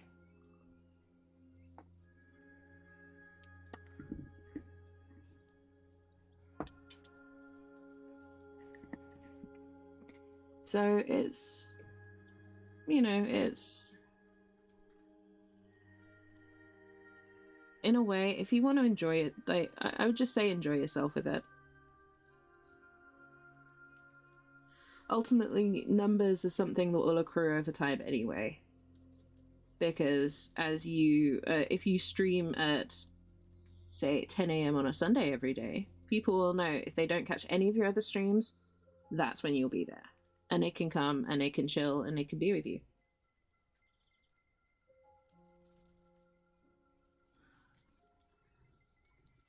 Geef, I think, was the one who said, be like the evening news. At least be consistent enough that when people come to your channel, they know what to expect. Now, it's not necessarily play the same thing every time, but like, let people feel like when they come to your channel at X time on X day, that they will get, a good quality stream with at least however much time. You can turn the news on at 6 p.m. and you'll get a half-hour broadcast that will summarize everything throughout the day. Kind of try and do the same with your streams, and it does help. It's partly why I've been trying to advertise my schedule a bit more and things like that. Yeah. Kind of hopeless about sticking schedules. I mean, same. As you probably noticed, hard to stick to a schedule when your body holds a revolution against you every few weeks. But just do your best, Indy. Just do your best. And don't give up. Either.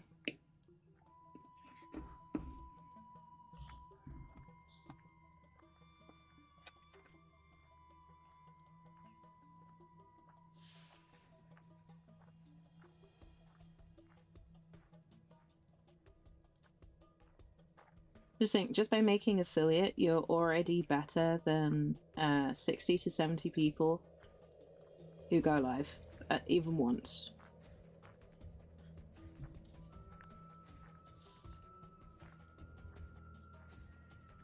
Less than 1% of people ever make partner on Twitch.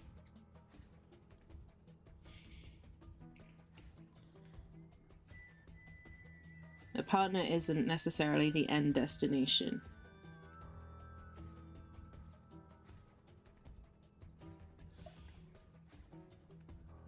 And, I mean, some people it will take longer than others to get to a specific point as well. There is no shame in taking the slow road. And I would argue that you appreciate your destination more when you take a bit more time to get there than the average individual. Because no one can argue that you worked for it.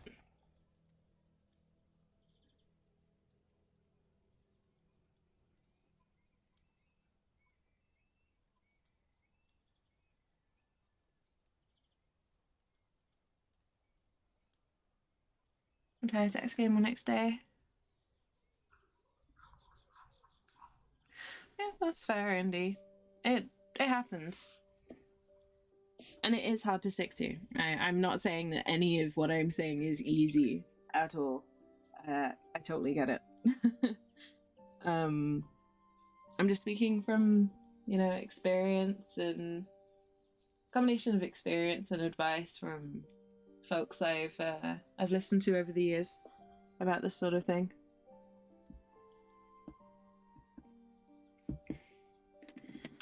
Because I think I've mentioned it a couple of times, but I am taking streaming more seriously as more of a business-minded approach to it than a super happy fun hobby. So a lot of it is just discipline in a way. Just kind of being like, I know that this is what I want to play right now, but this is what I promised my community.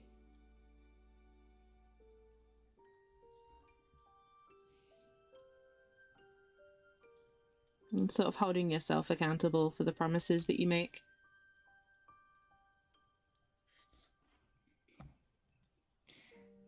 It's something that I'm still trying to work on myself, so I'm not trying to pretend to be perfect by any means.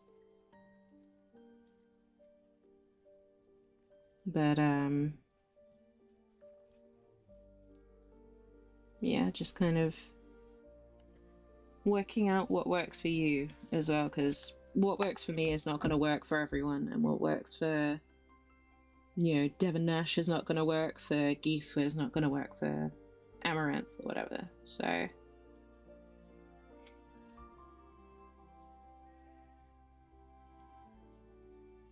yeah. They are all good people, Indy. They are all very good peoples. I wish I could come to your streams more often, but they always seem to be when I am either working or asleep.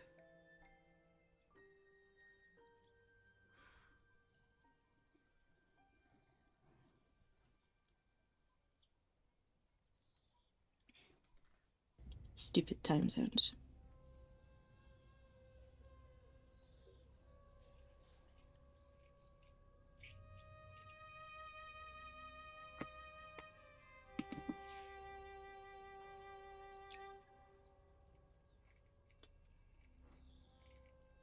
Yeah, Cherry, Claire, and Mousy are all good people.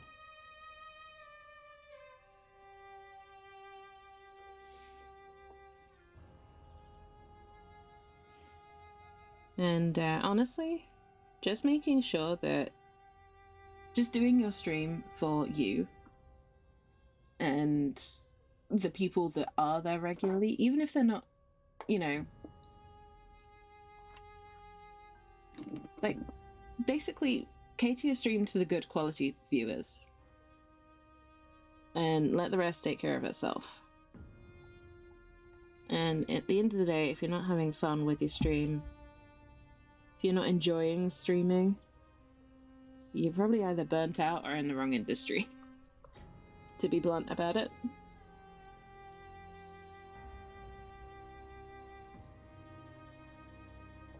People can tell when you're not comfortable, when you're not having fun. I mean, you're trying to force something. So, I don't know. I'm not an expert. I've just done this a long time and listened to a lot of different advice about it. Yeah, and a lot of it boils down to be yourself. Don't be afraid to take it slow. Don't expect overnight success. And be consistent.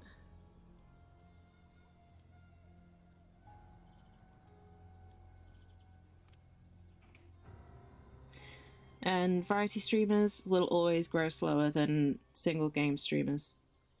And that is something I knew going into it, but it's something that I think a lot of people get surprised by. It's quite how big the difference is. Stream at stupid hours in the morning. Hey, like I said, whatever works for you, Epic. like I said, what work, like I have to stream at very specific times because I have a day job. You know, I have to work around my day job hours. I have to make sure that I'm taking good enough care of myself to, you know, get enough rest for my day job and everything else. So I'm very limited in the days that I can stream and the times.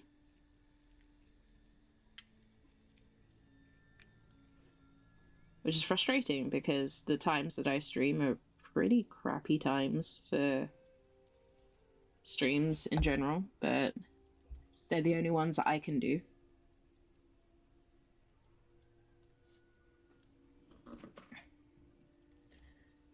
More story games? Yeah, just like I said, pick the games that you enjoy. Don't force yourself to do stuff that you're not having fun with just because you think it will get you in the algorithm or whatever. Because, yeah.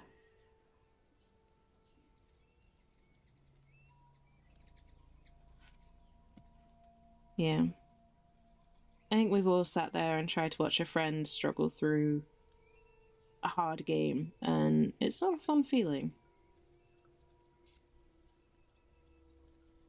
So a new viewer's not going to want to watch it either.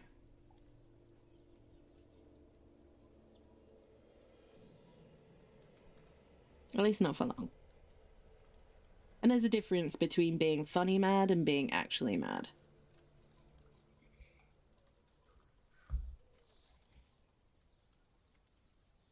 I mean, if it's affecting your mood, it's not worth it in the end.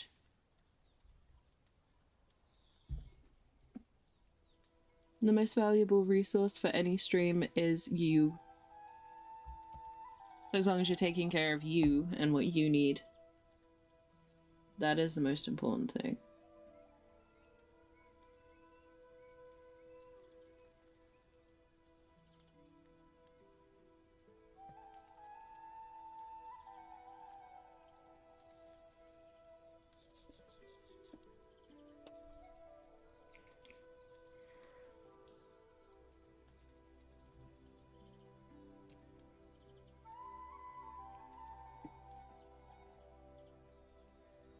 Okay.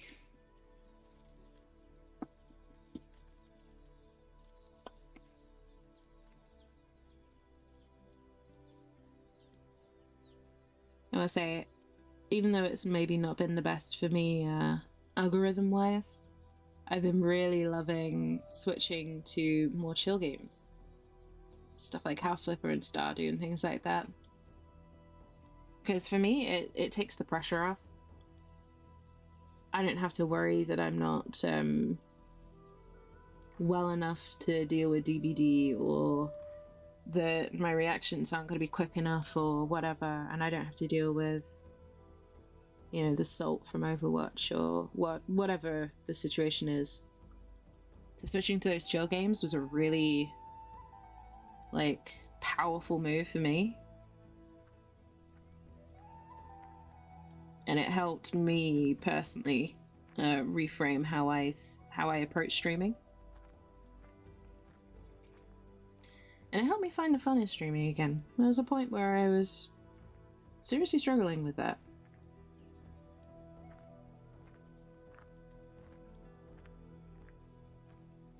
But I definitely feel a lot more positive towards it nowadays. It does help that Cult of the Lamb feels like my game. It just feels like the game that I should be playing. It sounds silly, but it does.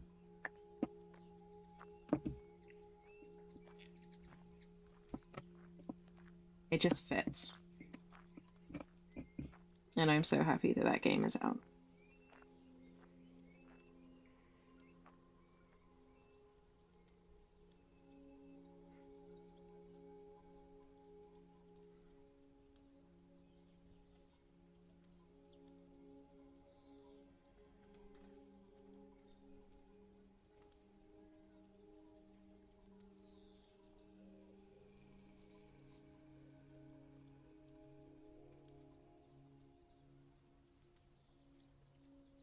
Okay. But there is... I do believe that everyone is capable of doing a stream well. I believe that also the algorithm does not always favor you, no matter how good your stream is. You could have a perfectly flawless stream, and the algorithm will still decide, nope, no viewers for you today. So, I don't know. Sometimes it's worth kind of just going, screw it, I'm gonna just suit myself. Let the chips fall where they may.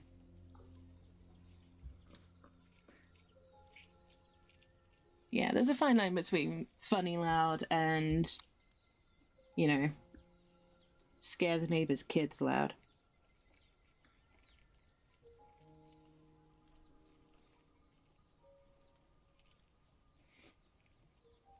Again, it's different things for different people as well. Some people will just find, you know, no matter how obnoxious others will find it, they're like, no streamer can be too loud. And, you know, that's great for them. Yeah, my stream is probably not for them.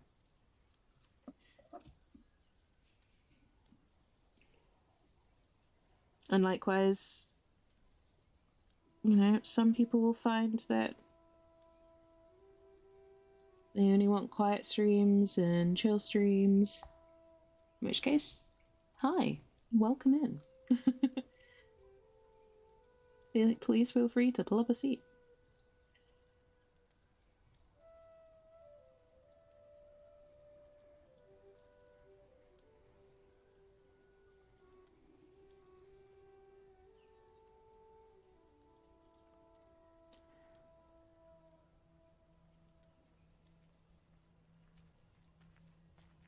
I don't know.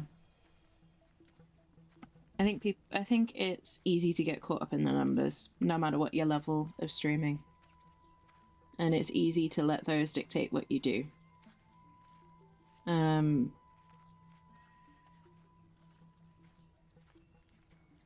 think since kind of... Now, I'm not saying that I ignore them, but I don't let them dictate what I do anymore. Since doing that and kind of just going with what I want to do, I've at least been a lot happier with streams. And when they do go well, it's doubly satisfying because you're like, yeah, I had fun and it did well.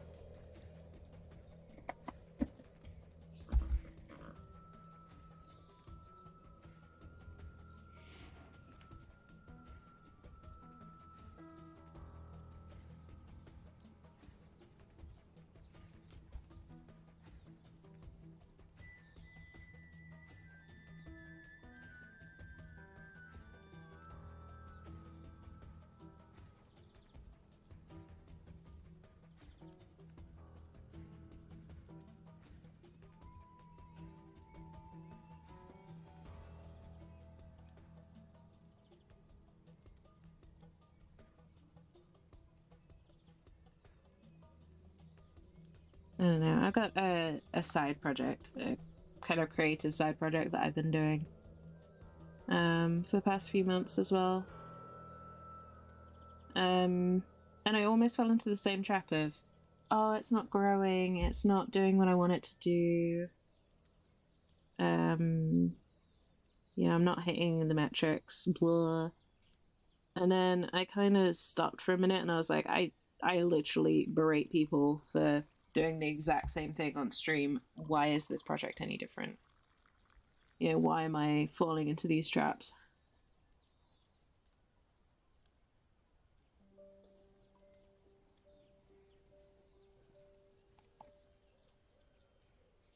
So, I don't think anyone's immune from being worried about the numbers.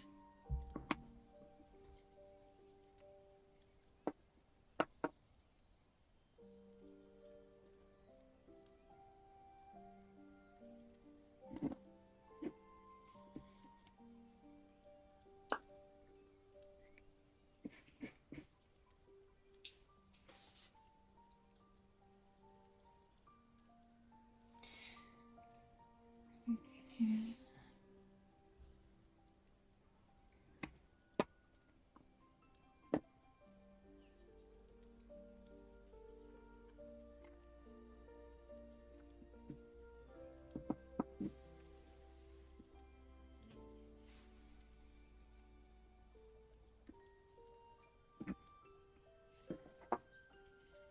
I'm gonna do a little bit of background work while those paints settle.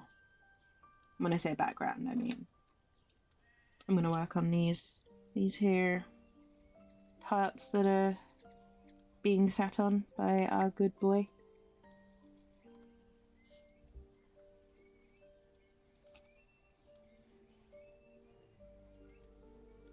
Yeah, in retrospect, I'm kind of glad I woke up early. It was just taking longer than I thought.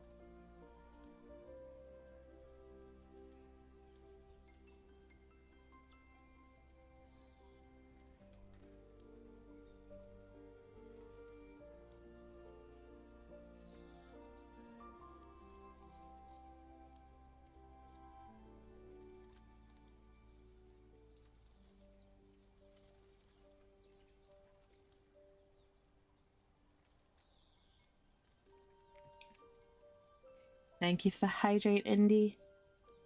I will get to that in just a moment, but I hope everyone has a tasty beverage in front of them today. Or at least some water. Don't forget to hydrate yourselves. Take care of your body.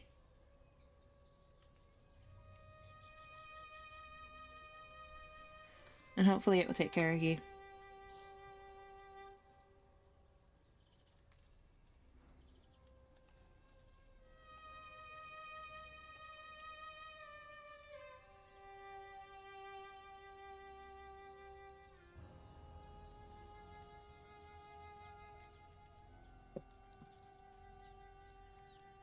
Okay.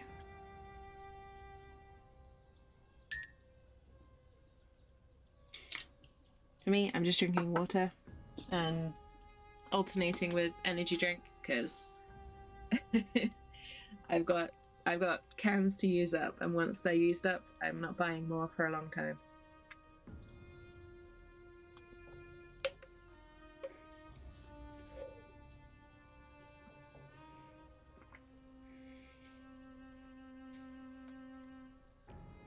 I got bad at relying on energy drink while I was off my day job.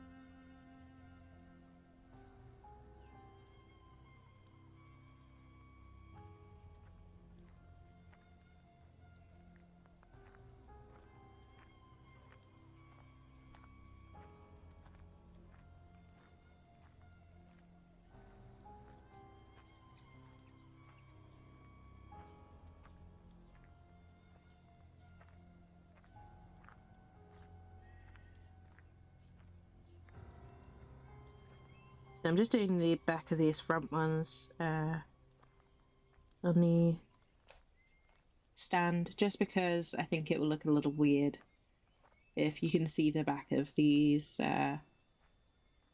Definitely not teeth. Totally normal stalactites.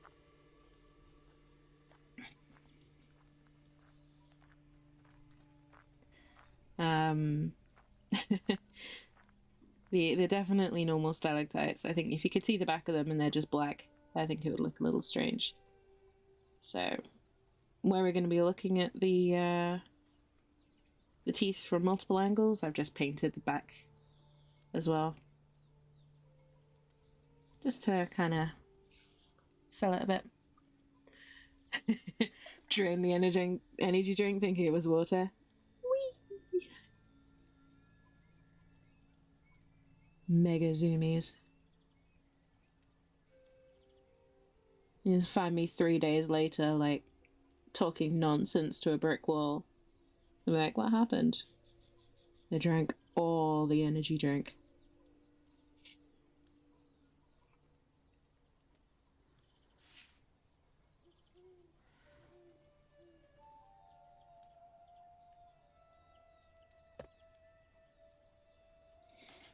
I want to kick the energy drink habit again. I go through phases with it now.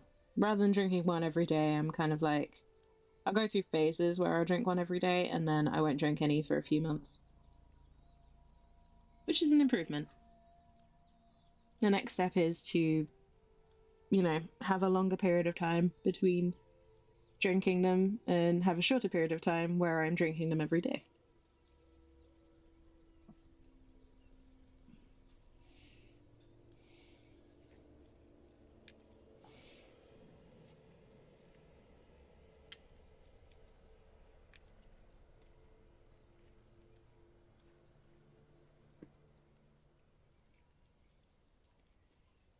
But, you know, life gets busy sometimes.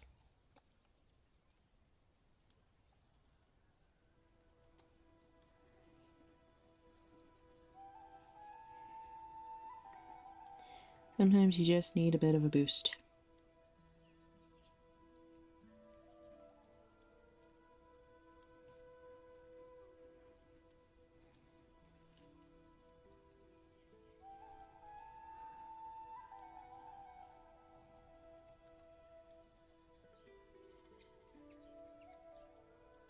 Okay, again at the back here, where we're seeing a lot of angles from these. I'm just putting the back on.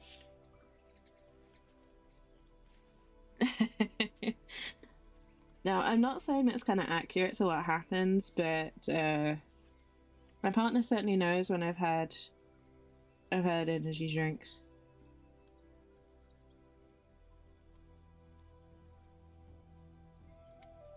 Luckily, coffee is a thing.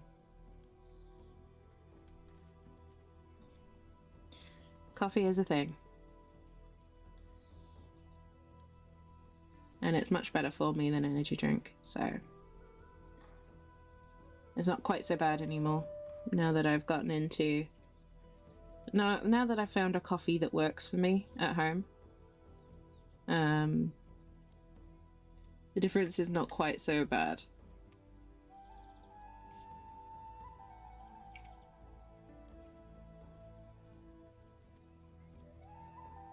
Alrighty.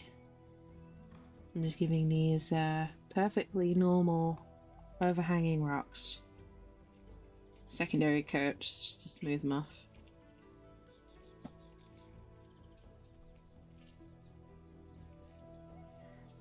So it's reduce patchiness, cover any spots that I missed, that kind of thing. We're all good.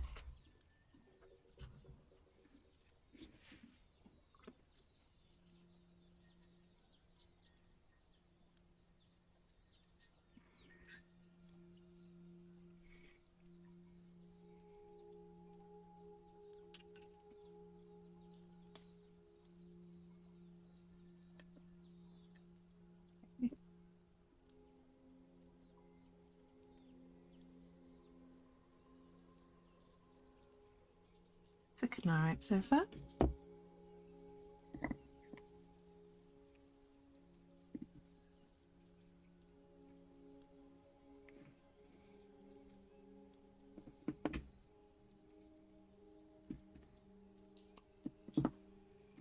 I need to be careful now because where it's drying, the paint's can quite easily come off the model. So I don't want to end up with fingerprints everywhere.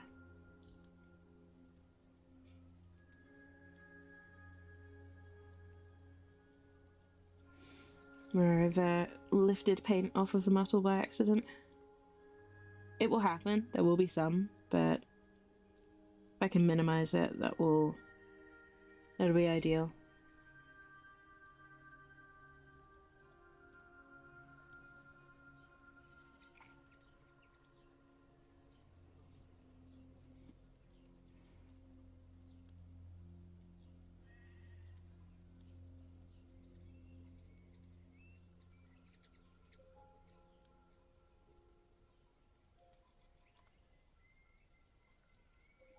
Okay. And I'm going back here.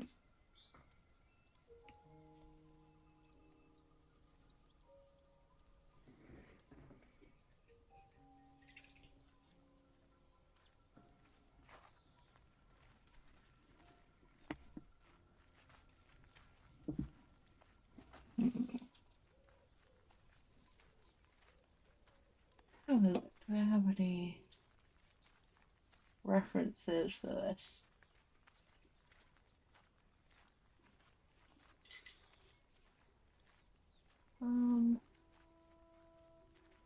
No, is the short answer.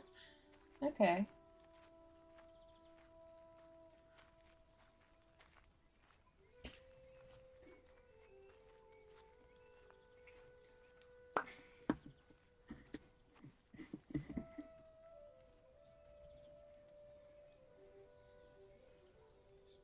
I don't know why I'm using this brush. Wrong brush.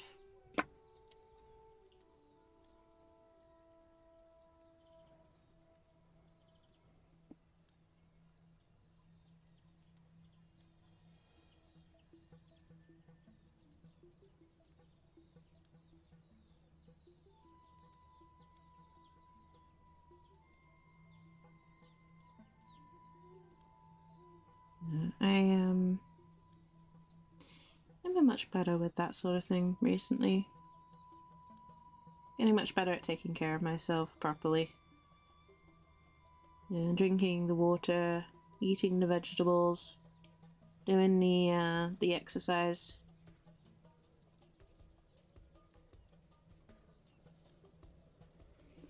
It's not fun.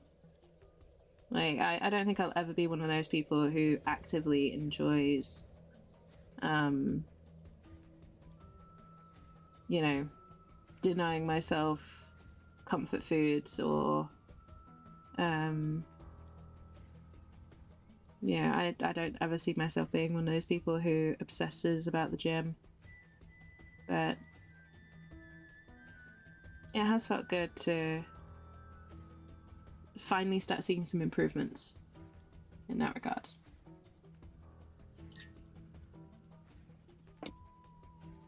Especially with a chronic illness, it's hard. To go into bed? No worries, Thess. Take it easy. Sleep well. And give me a shout if you're on tomorrow. And feel like movies or games or whatever. I'll be around. So take it easy, sleep well. And thank you for stopping in. I do appreciate it.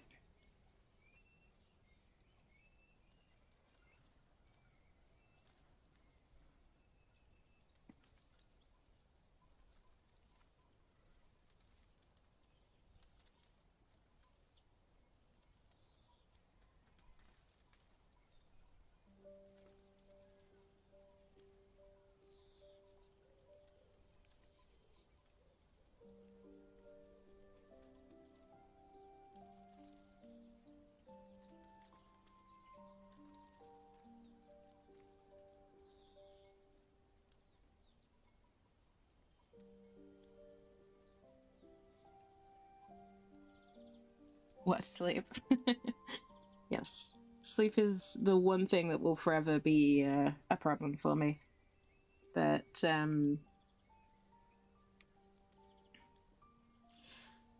don't know, the thing that the doctors always say that it does help, even if it feels dumb, is getting into bed at the same time. Or at least close to the same time every day. That doesn't necessarily mean you have to sleep. You can get in bed and read for a bit. Or meditate, or whatever. Whatever works to unwind for you. But actually physically going to bed at the same time every day has really helped me. Even if I'm not sleeping.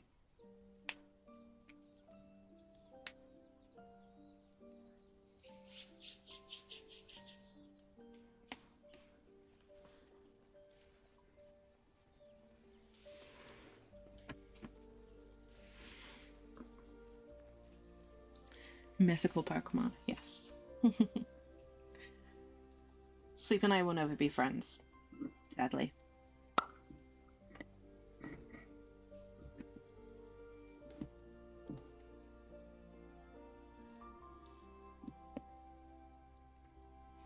But,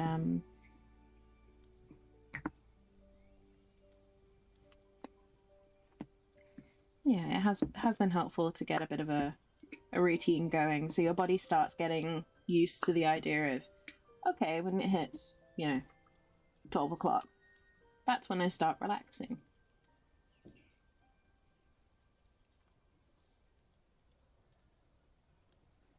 That's when I start doing the less busy things.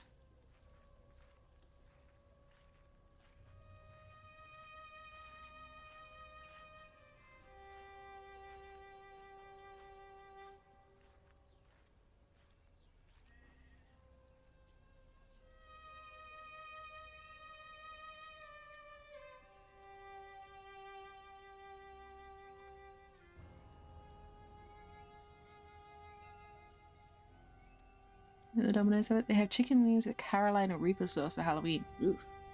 Yikes. That is scary. And then they said that is scary spicy, and now I'm just thinking about Spice Girls. Which is not something I ever thought I'd say, but here we are.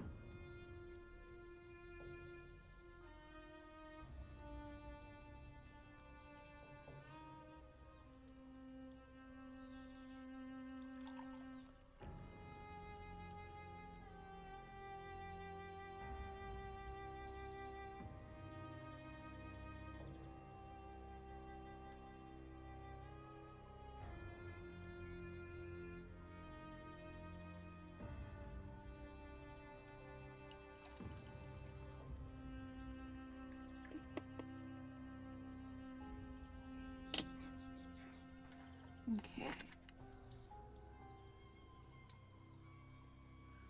Why do I still think this brush is ruined?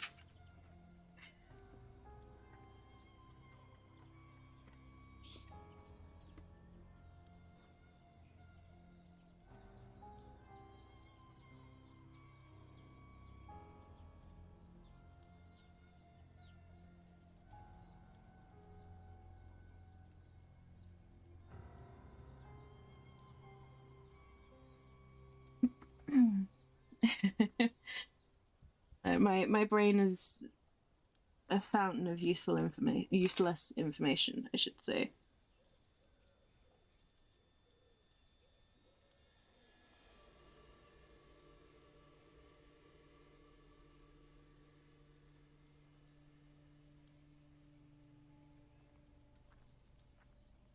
I'm kind of tempted. I don't know how well I'll be able to do this, but I'm really tempted that instead of bringing back the old quote bot, what we could do is have a random fact bot.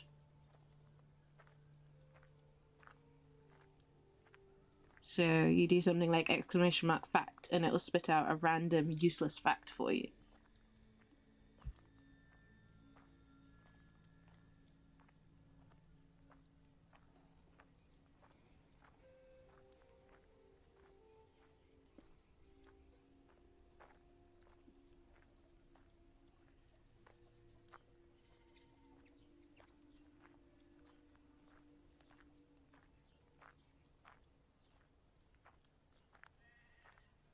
And people can suggest their own to add if they want, that sort of thing. We're having Spice Girls music stuck in my head. Who said anything about waiting till tomorrow?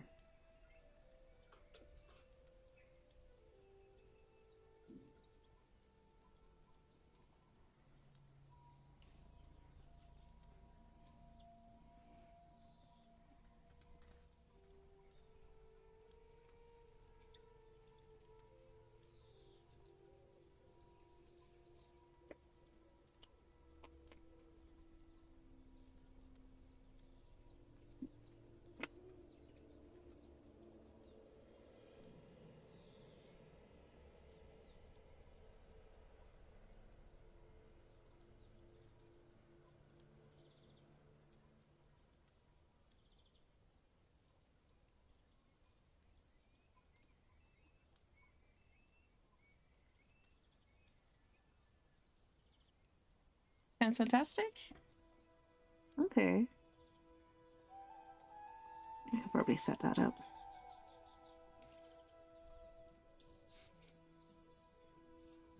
It's just a quote bot with a couple of terms changed.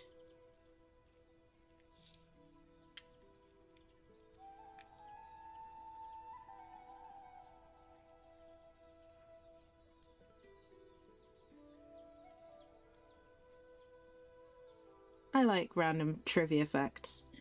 And I can't remember where I saw it, but someone had something similar, but it was a fact of the day. So you could hit the command and it would give you a random fact of the day, which I thought was a really cool idea, but I'm not organized enough to keep changing that. So I could do a random database of facts, though.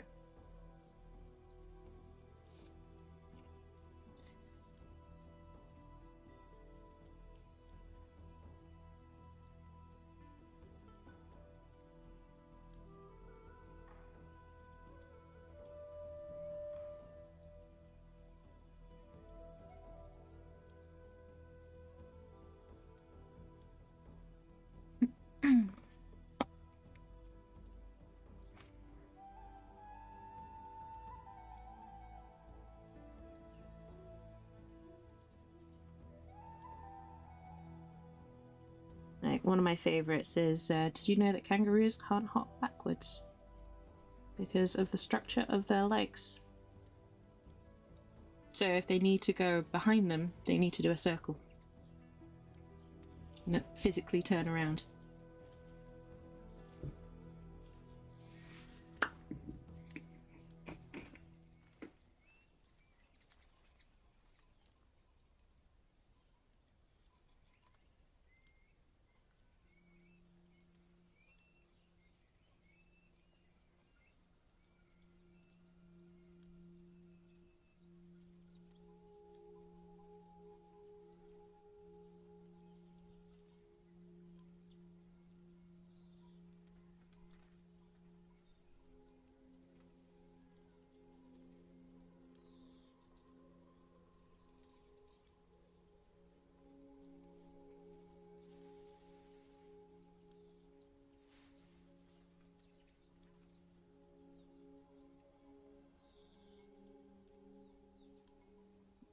Yeah.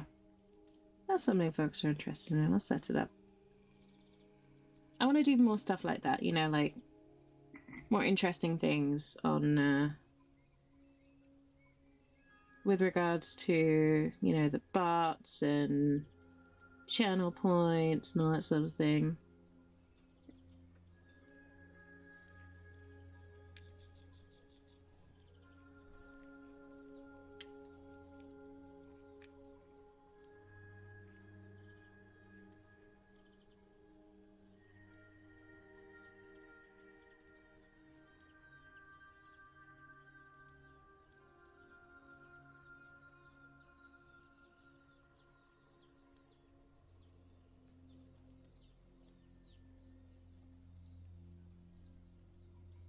There'll probably be a lot of animal and science facts, though, because, of course, it's me.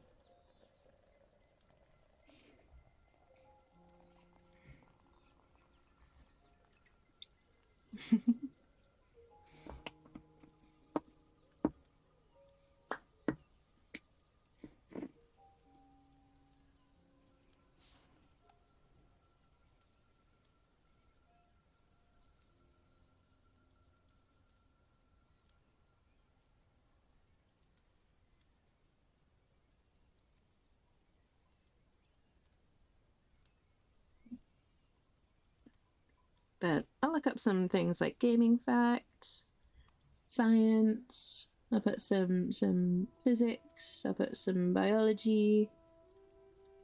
Put some geography. All kinds. I'll cover the whole spectrum.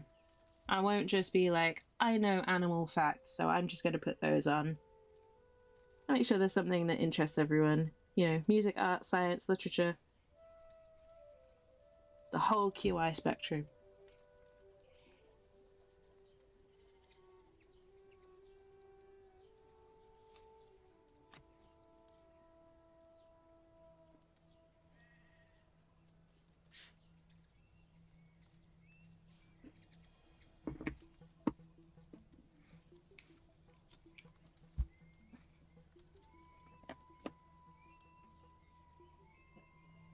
his collar.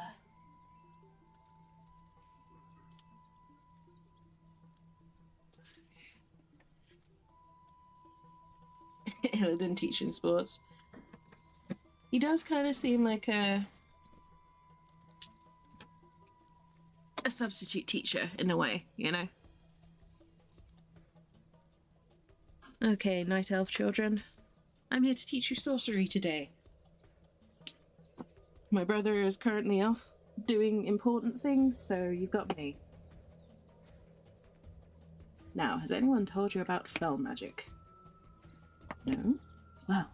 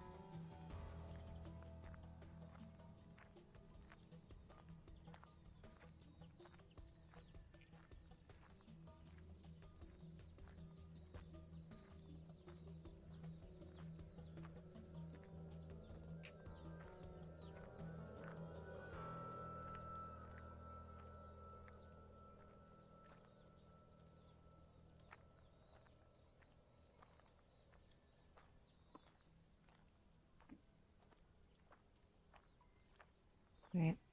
I actually have to put another layer of red on these guys. This one will be relatively quick because it's kind of more of a highlighting layer than anything else. So I don't need to worry so much if the red underneath shows.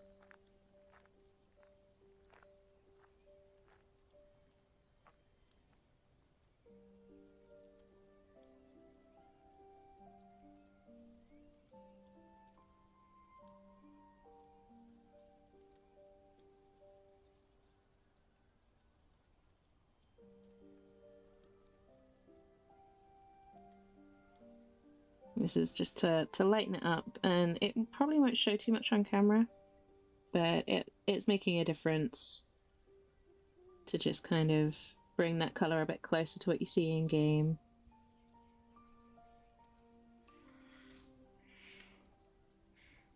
And then teaching night elf children how to become demon hunters, but first he sends permission slips home. Turns out that it wasn't betrayal that rumbled Illidan. It is making sure he got permission slips.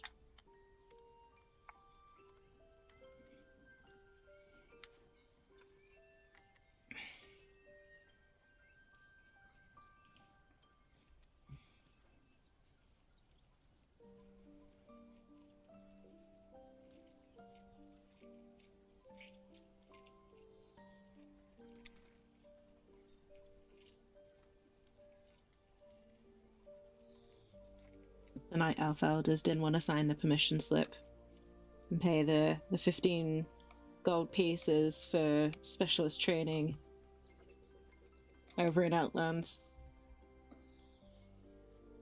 They didn't want to pay for the Outlands field trip, so they cancelled him, called him a betrayer, and locked him away for 10,000 years instead.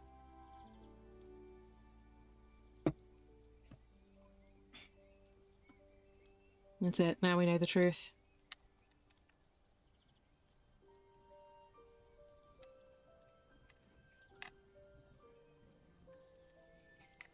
They didn't want to pay for the mage ports.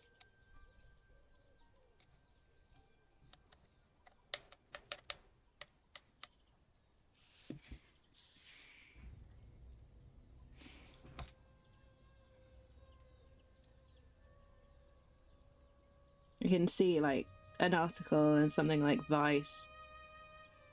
The true story of why Illidan was locked away. Hashtag justice for Illidan.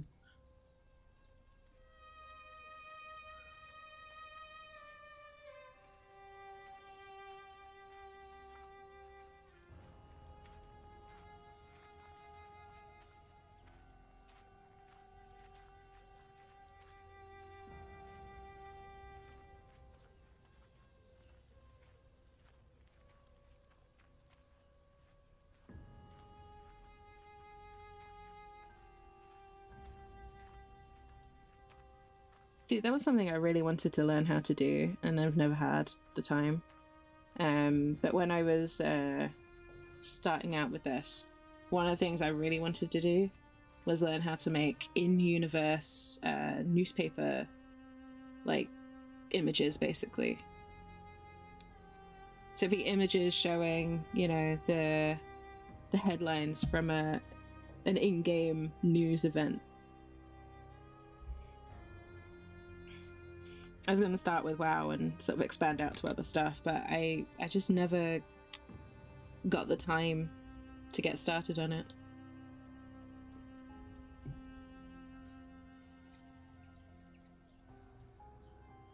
You know, if kind of like if Azeroth had BuzzFeed type situation.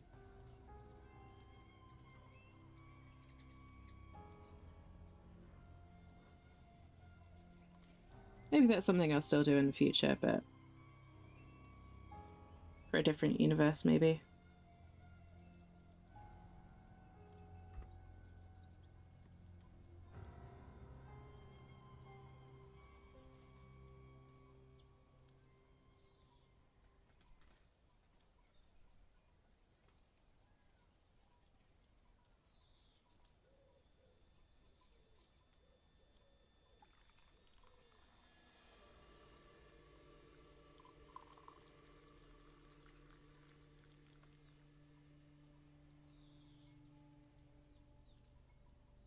And tries in class when Mealy puts a Malfurion post with a red X over his face. Yes.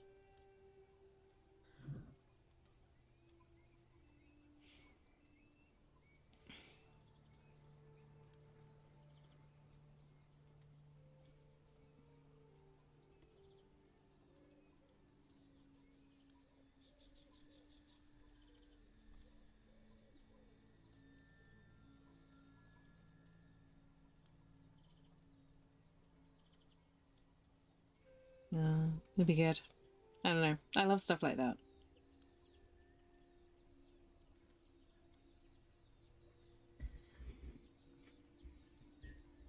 I love those details in games too, where you can find like in games where they have, say, newspapers as like a what's the word, as an asset that you find on the ground or something. I love it when they change them to reflect in-game events. Or if they have like billboards or whatever. I love those kind of little details.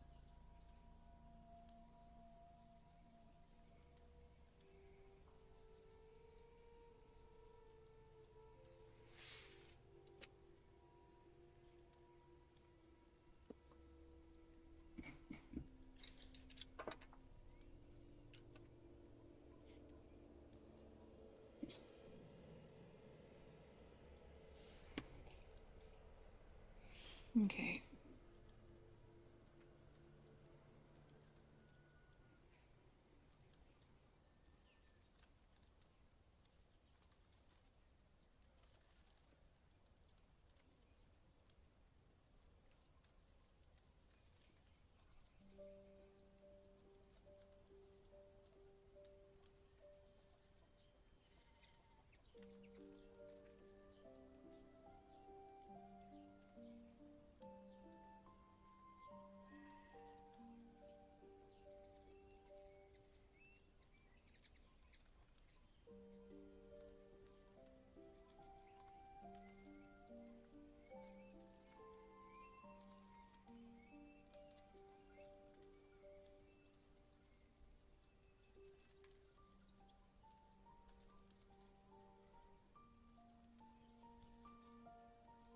The most adorable little hell puppy.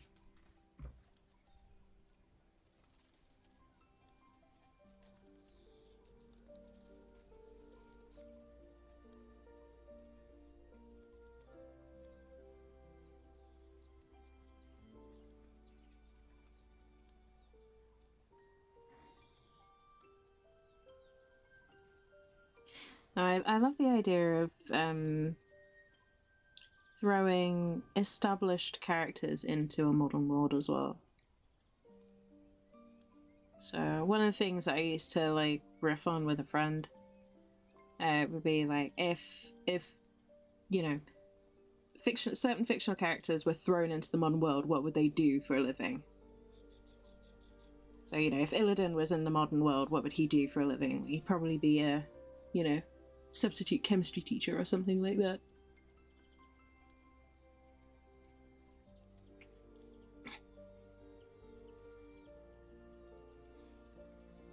Or if, you know, Zagreus from Hades was thrown into the modern world, he'd probably be a security guard.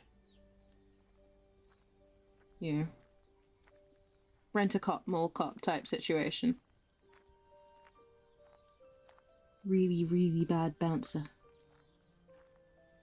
It was always fun.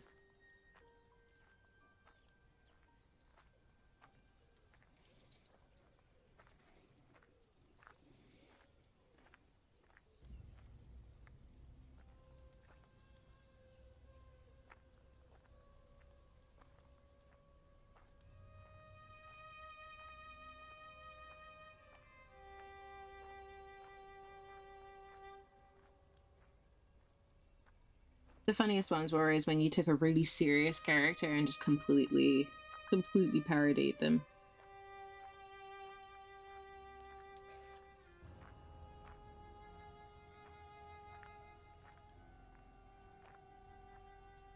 You know the kind I mean. The super angsty, I must do this or else my existence is worthless types. Try and imagine them out of their universe and into ours. Into the mundane world.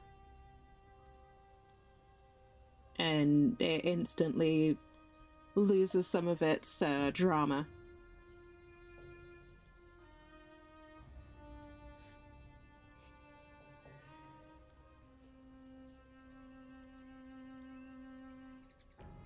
And try picturing Reaper from Overwatch as a, you know, McDonald's server, and it kind of does something to your perception of him. And try from sleep. No worries, Indy. Thank you so much for stopping in. I appreciate it.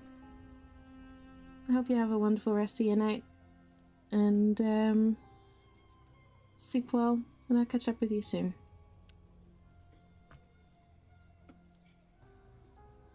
I'm aware this is kind of a longer stream than I was intending it to be. But we are in the final stages.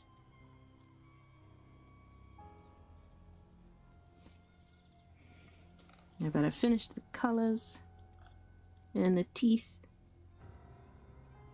and the candles, and I think that's it. Oh, and the banners at the side.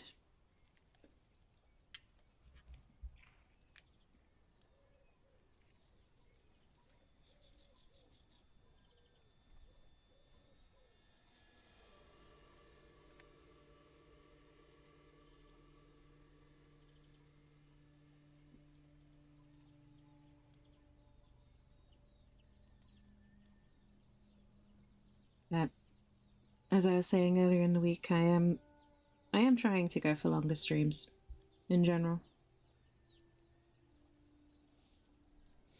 Especially when I'm not at work. If I'm not working with a day job, I don't really have an excuse for not streaming as long.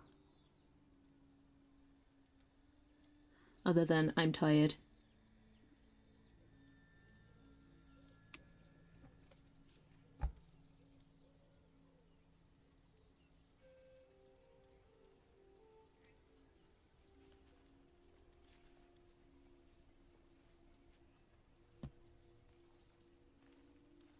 Okay.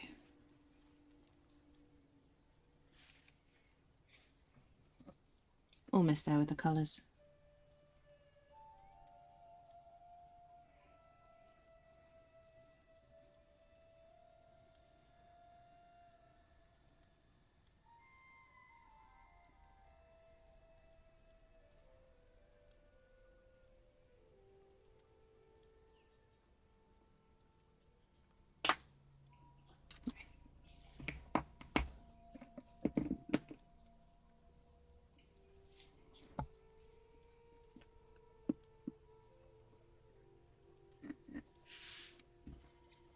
Next security guard at a bank, and the robbers stealing over go up bars fighting a pissed off demon hunter.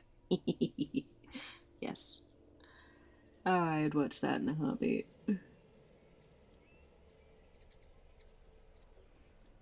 What I would give to be a fly on the wall for those kinds of scenarios.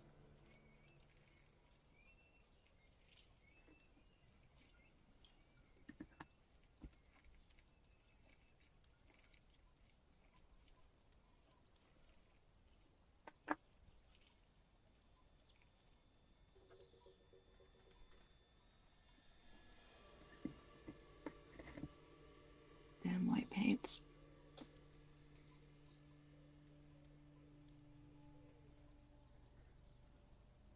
There we go.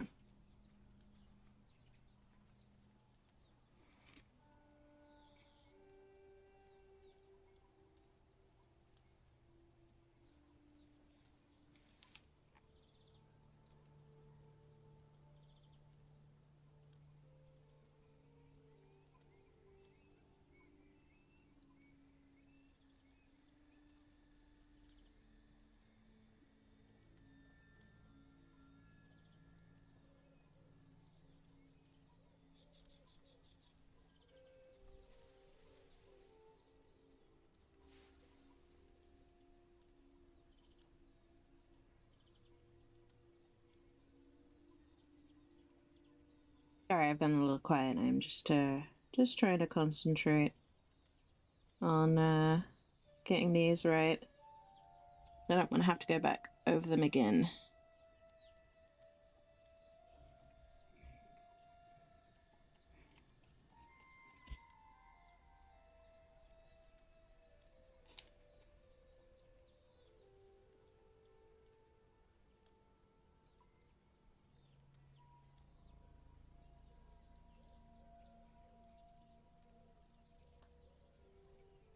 But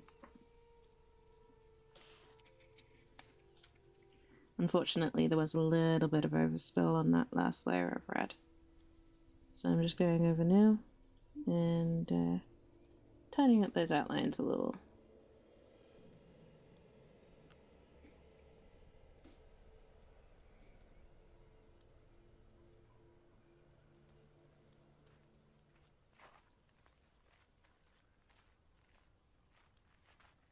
Just around the eyes and the nose.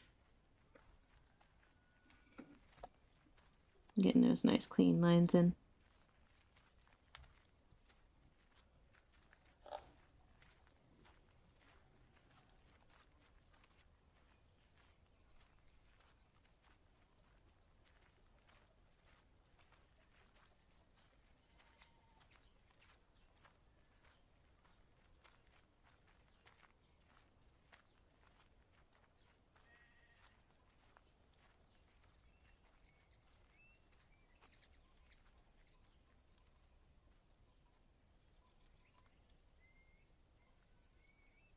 Okay, especially around here.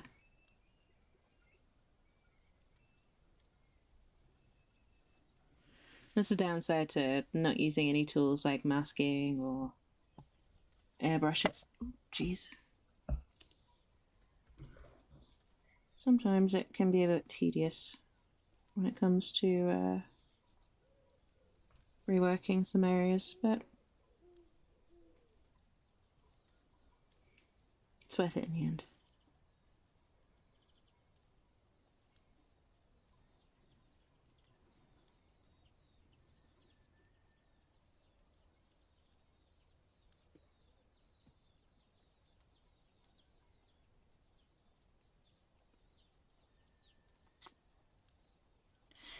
Teeth. I think of the next one.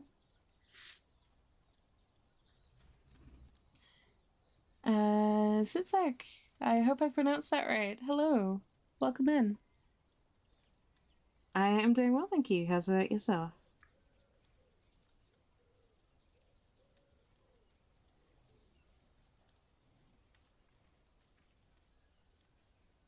I am, if you don't know already, I am painting the dog from Hades game. The game Hades.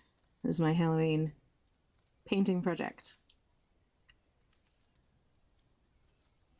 I'm having a lot of fun with this little guy. He's such a cutie.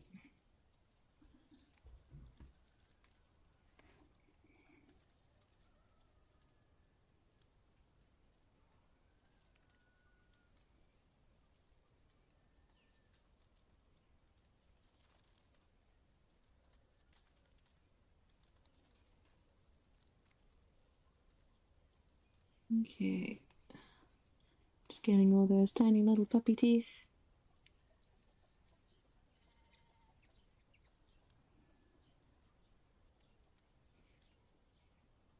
I just want to make sure that I do a good job on him, basically.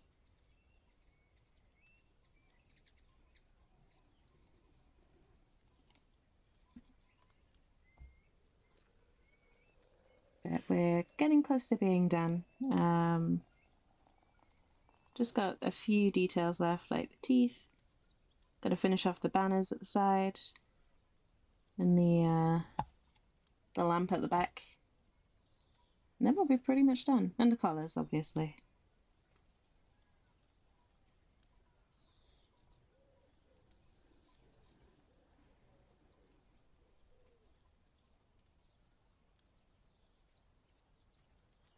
It's been a bit of a longer painting stream than usual, but it's been nice.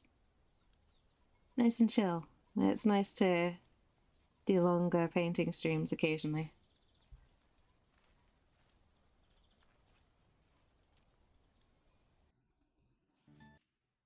Oh, I think my music just cut out. Bear with me one moment.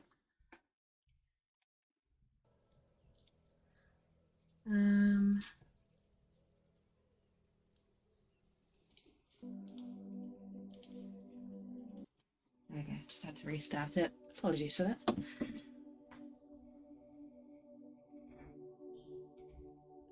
Been painting so long, I've hit the end of the playlist.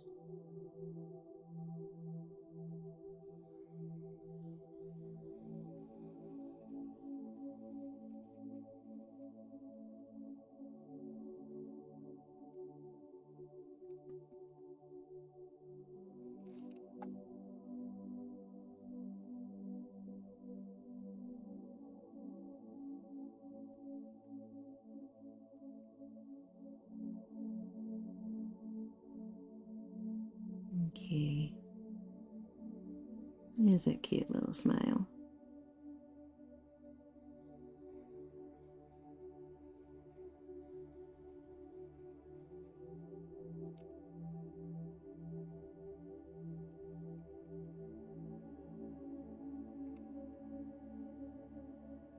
Alright.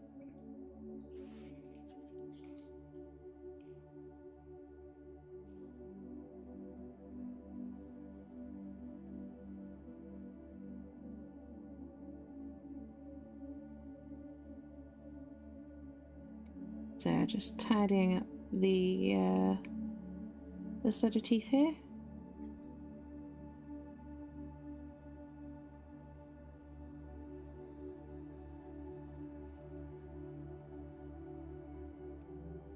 Then I'll finish off the colours. And then we'll probably do the banners after that.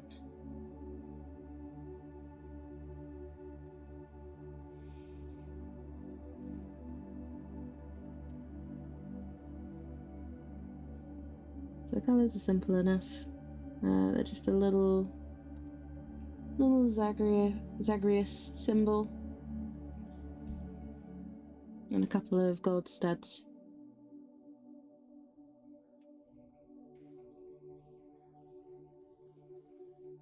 So I'll just do the white for the skull first, and I'll come back with some black to get those details in.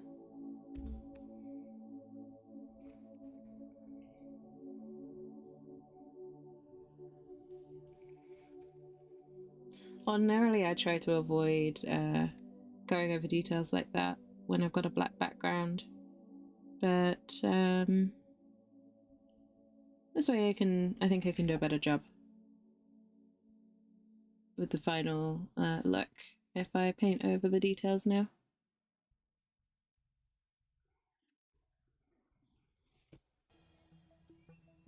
Okay. And this one. It's going to be a bit tricky because I accidentally painted over the lower jaw, but that's fine.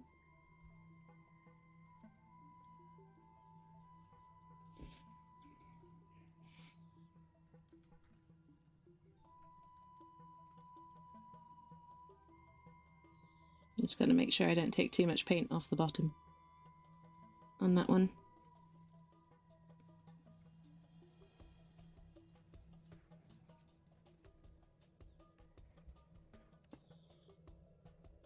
Alright, and then layer 2. So with layer 2, I'm trying to avoid getting too much in the small details. This is just for the forehead and cheekbones, just so that they don't look patchy.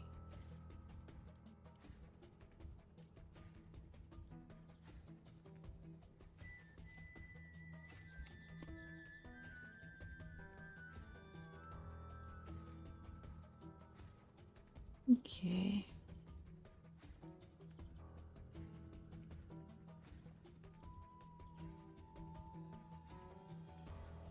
There you go. While I'm here, notice a little bit of patchiness on those teeth. So I'm just touching up the little areas where it's sort of gotten out. It's gotten a little faded.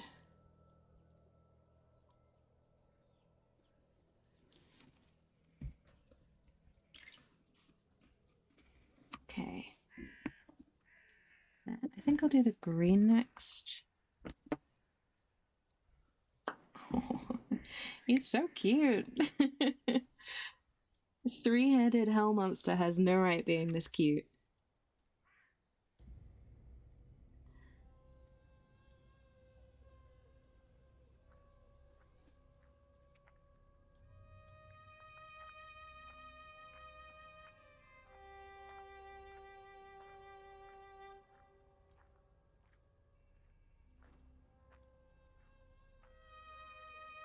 Okay, oops. I'll grab that with some red in a minute.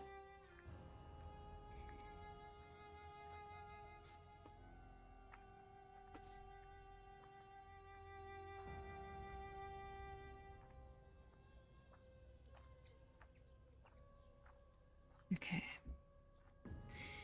So just getting the leaves.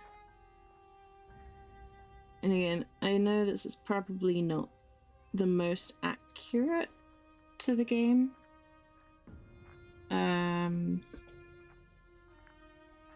But I wanted to make it recognizable and still aesthetically pleasing.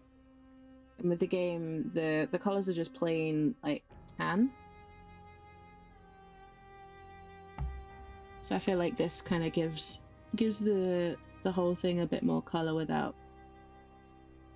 straying too far from what the game looks like.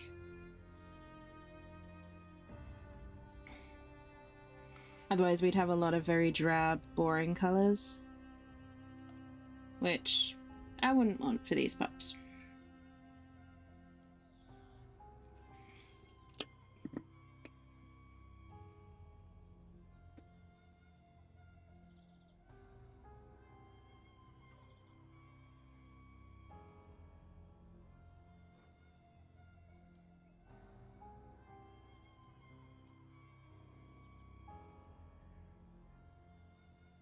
Okay.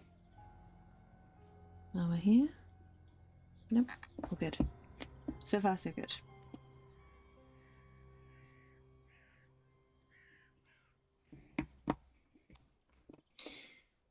Another color switch. We've hit that point of the paint project where it's color switch galore time.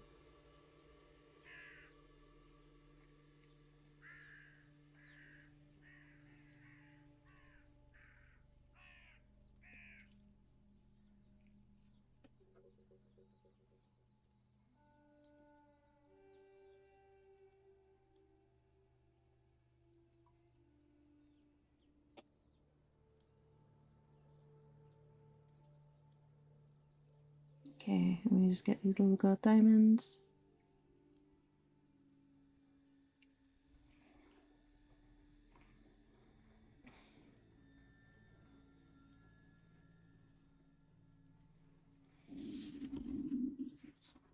Alright.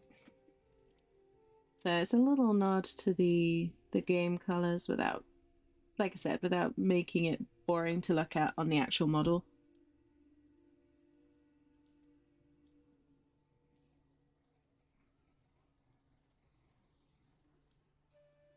It's part of the fun of adapting these kind of models to a physical paint job.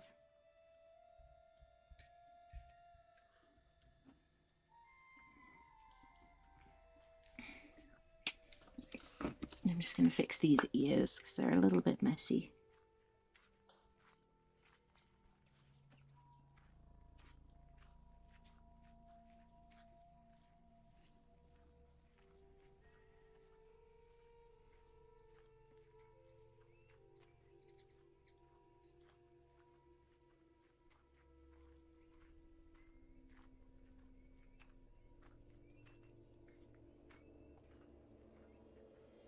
Okay, and here as well.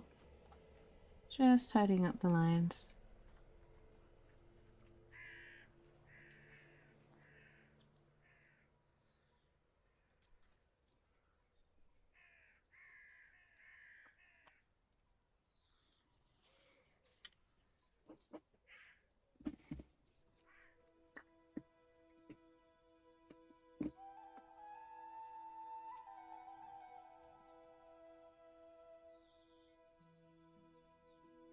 There we go.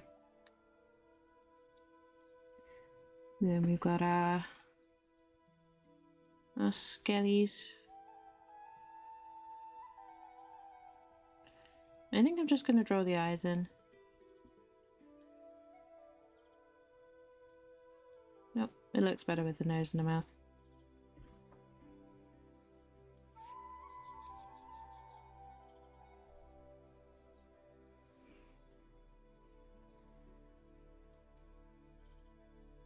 I think I'm going to draw the eyes. I thought I was only going to draw the eyes in just for simplicity's sake, but it looks better when you can see all of them. So that's what I'll do.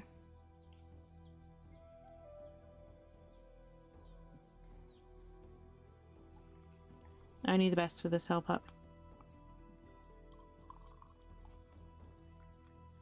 Okay.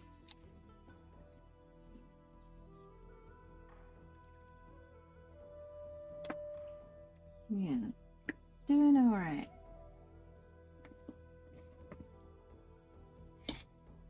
I still don't know what colour to do that border.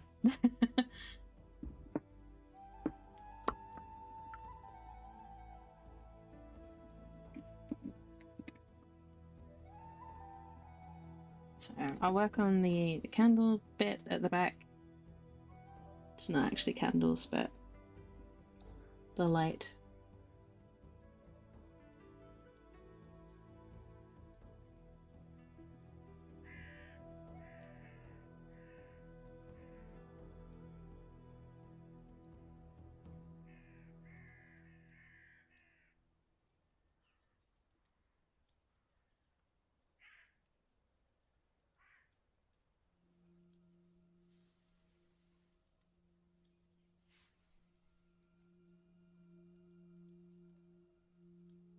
Okay.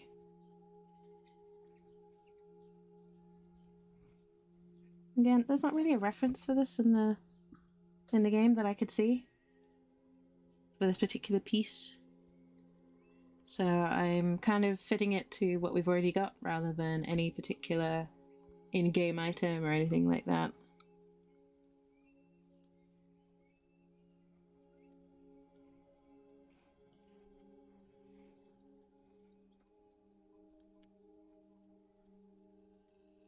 I'm having some fun with it. We're doing some nice bronze and then I think some nice bright orange yellow kind of light coming off of them.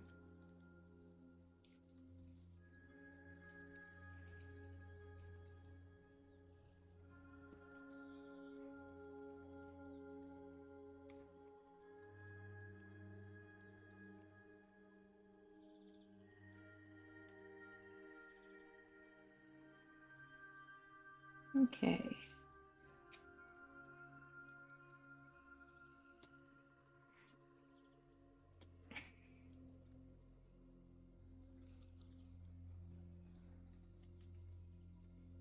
Go around here too. This is one of those parts where you kind of have to paint all of it. You can't really sort of go, well, that bit's going to be covered up, because the whole thing is exposed and on display.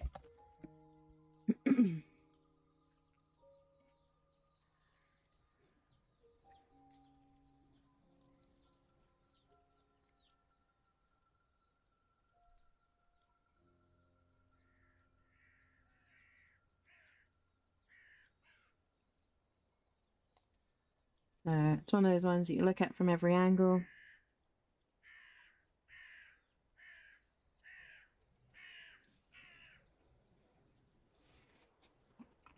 And you just hope that you don't miss any really obvious bits.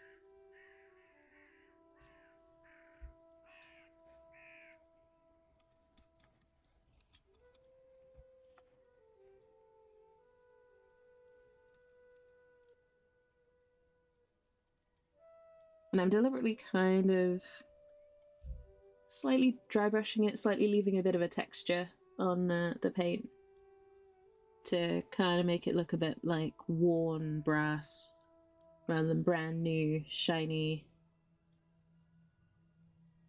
metal. I want it to look old. Like it's been sat there a little while. Maybe a bit of smoke on the metal or something like that.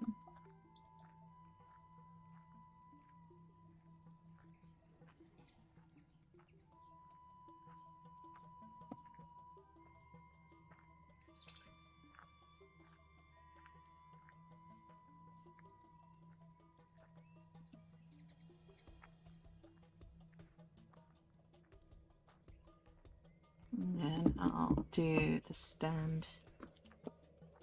And you know, I think I might keep the stand dark.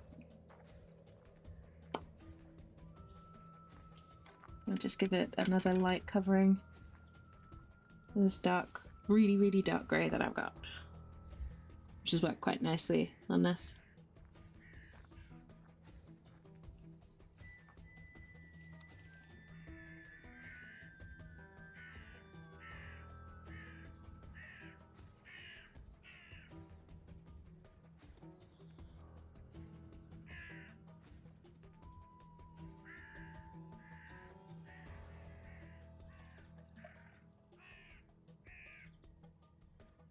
Okay, that's the main body. Whoops, I missed a bit.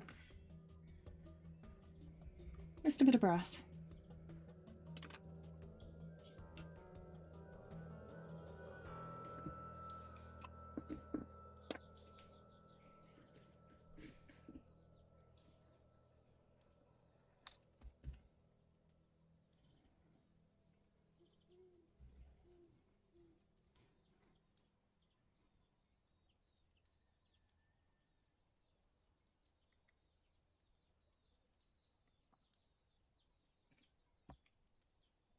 And it is so easy to miss bits. You only notice when you move on, or if you're really unlucky, when you're taking photos.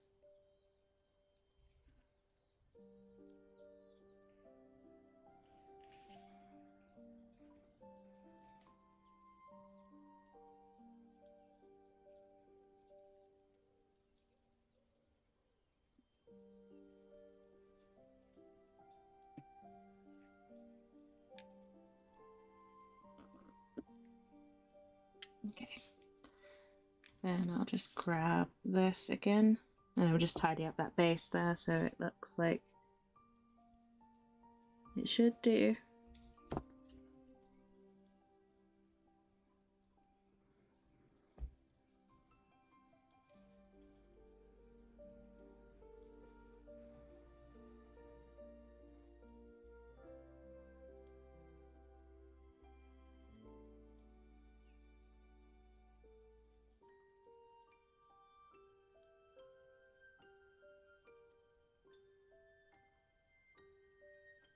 Okay, and I'm going to use this. Actually, I'm just going to paint those little holders in black. Yeah, little candle holders from the looks of it. Paint those in true black.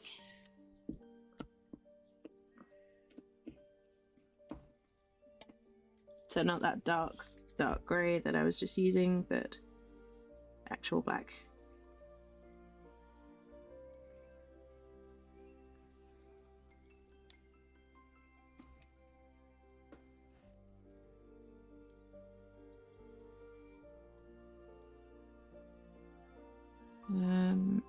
I'm just basically covering up where bronze has spilled over. Since the primer was also black, so it doesn't matter too much.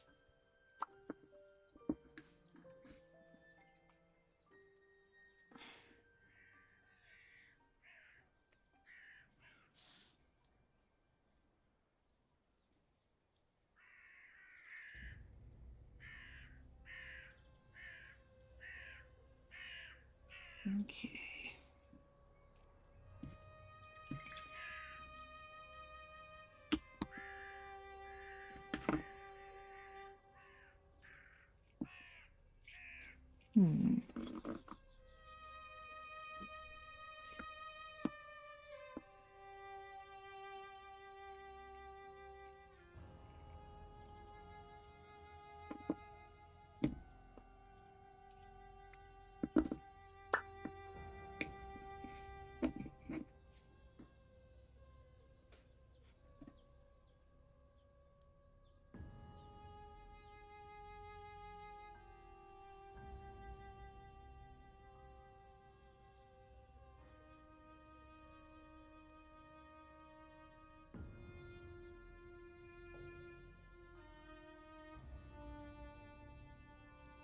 Right, so I'm going to do yellow on them first, and then I'm going to go over again with like a brighter orange.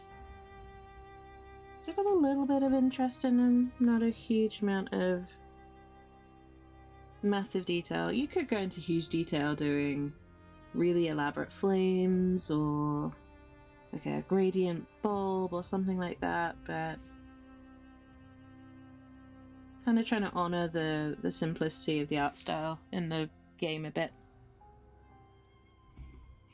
and not go too over the top.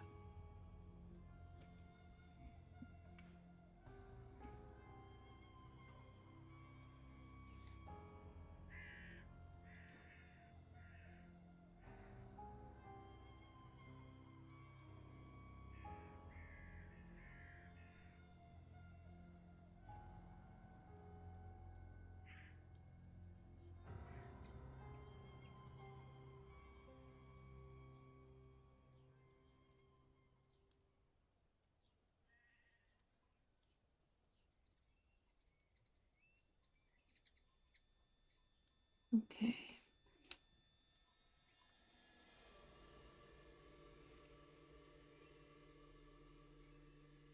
I'm just working our way across. Just keeping it steady. We're not rushing.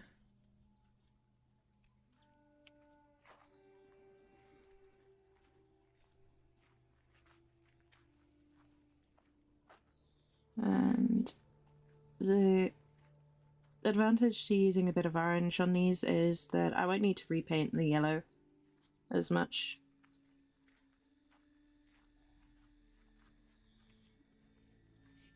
Because it's all going to be blended with the orange. So as long as I keep sort of my brush strokes kind of going the same way and things like that, it should still look pretty good.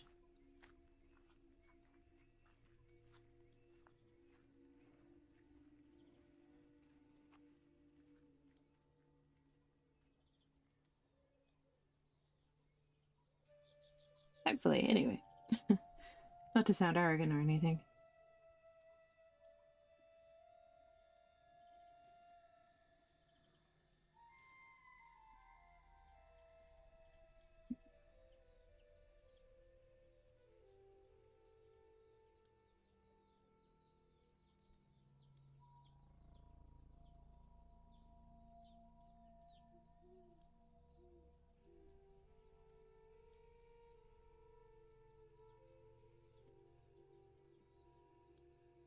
almost through with part one of these.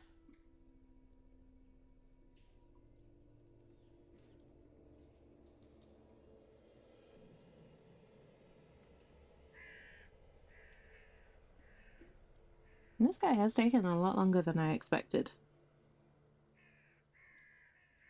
It's one of those ones that had kind of crept up on me a little.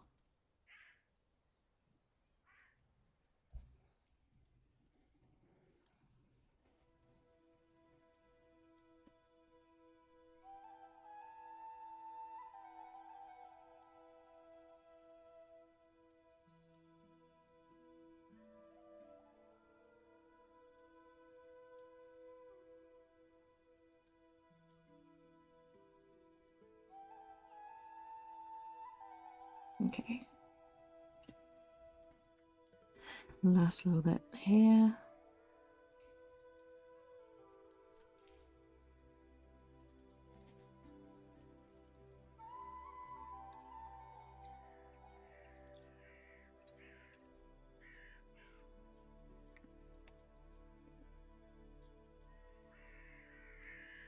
Okay.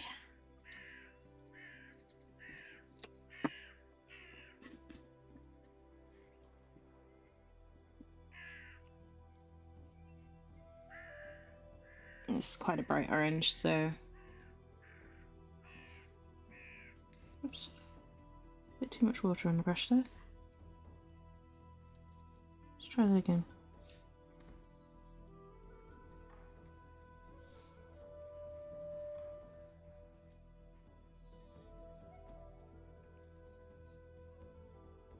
I have to go back to that bit, I think.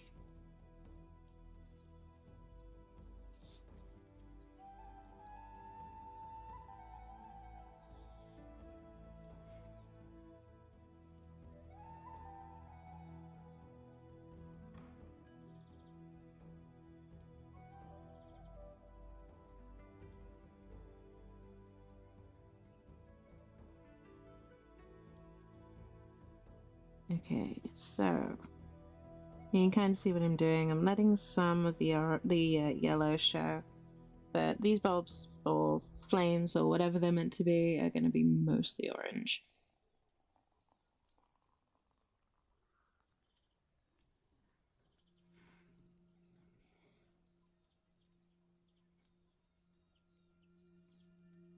Kind of remind me of old pubs where the light is so yellow, and in the evenings when it gets really dark and cold, you swear it turns gold.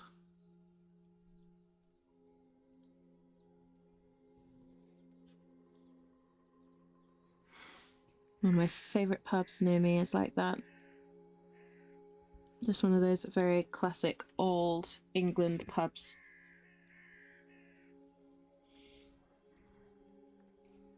Complete with cellars and ghost stories and everything. It's great.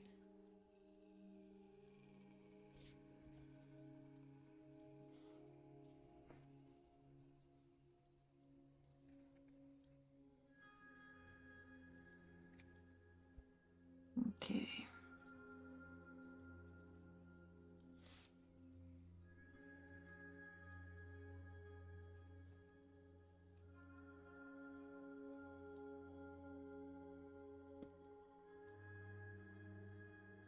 Promise. We're in the final stretch now, folks.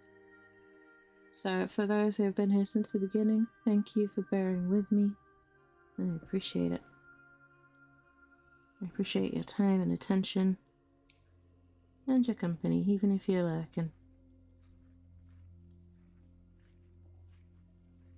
Well, there's a few of you that lurk rather than talk. I'm not calling you out. You don't have to say anything. Just know that I appreciate you. And your time.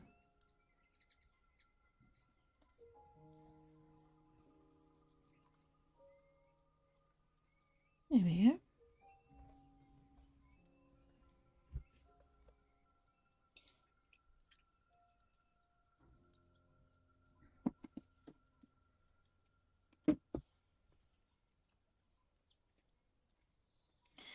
Right.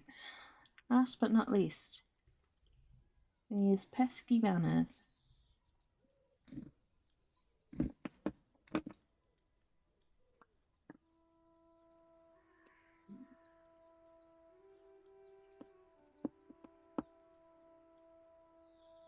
I still don't know what colour to do the border.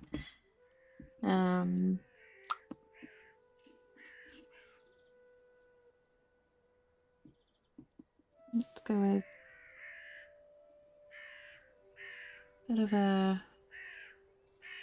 bronze tassel.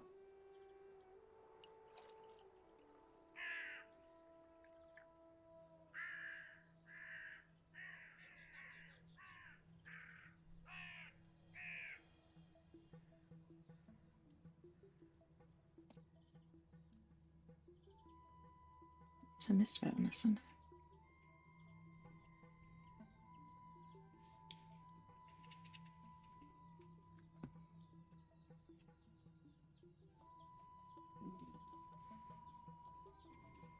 See, I would leave it black, but it doesn't quite look right. It looks unfinished if I leave it black. So I think I'll just do simple white for the borders.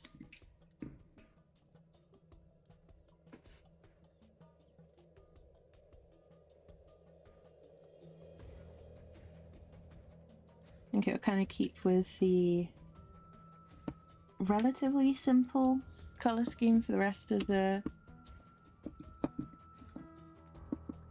model without looking overwhelming or drab.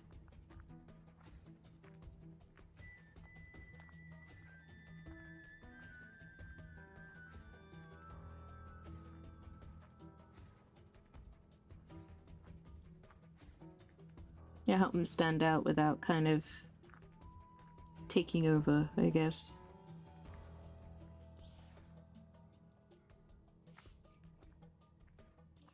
I don't know. Maybe I'm just talking a load of nonsense.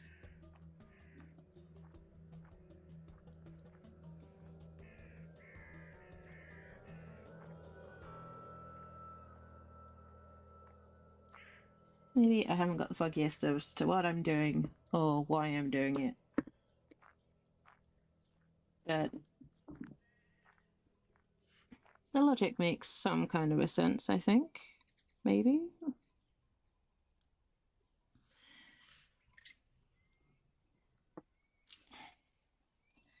A more technical artist than me would be able to tell you, but I am not technical.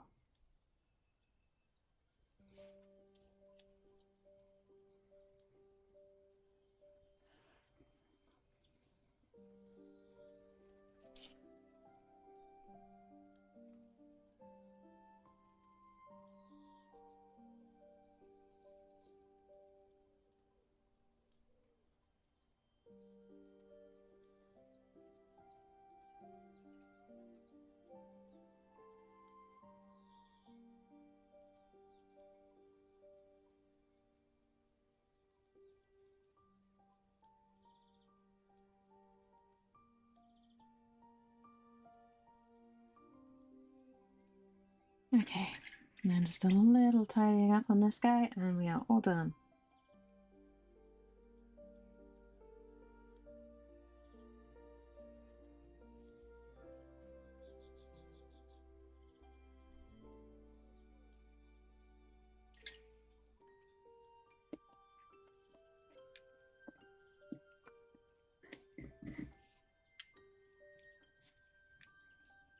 Alright, and with that,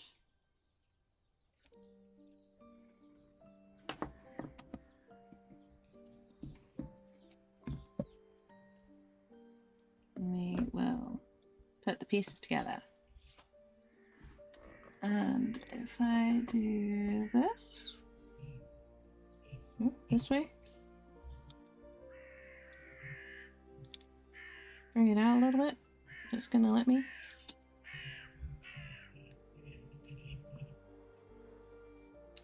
I think that's about as far out as it can go.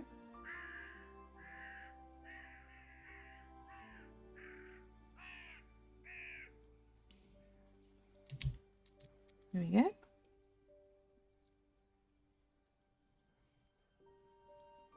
Ignoring the messy background. But there we have it. One adorable little Hufflepuffy for Halloween. And one kind of long stream today. But I am going to leave it there for today. I need a break, and I'm sure you will do too. But before we go, I wonder if I can send you beautiful people on a ride. I can. Okay. So, what I'm going to do is I am going to send you lovely folks to a member of the community who is doing a 24-hour charity stream at the moment. 24-hour DVD stream for charity. It's a lovely Kaiseran. So go give him all the love. And yeah, I will be back next week. Thank you all so much for joining me. I hope you all have a wonderful day or night wherever you are in the world. Take care of yourselves, stay safe, and I'll see you next time. Bye for now, folks.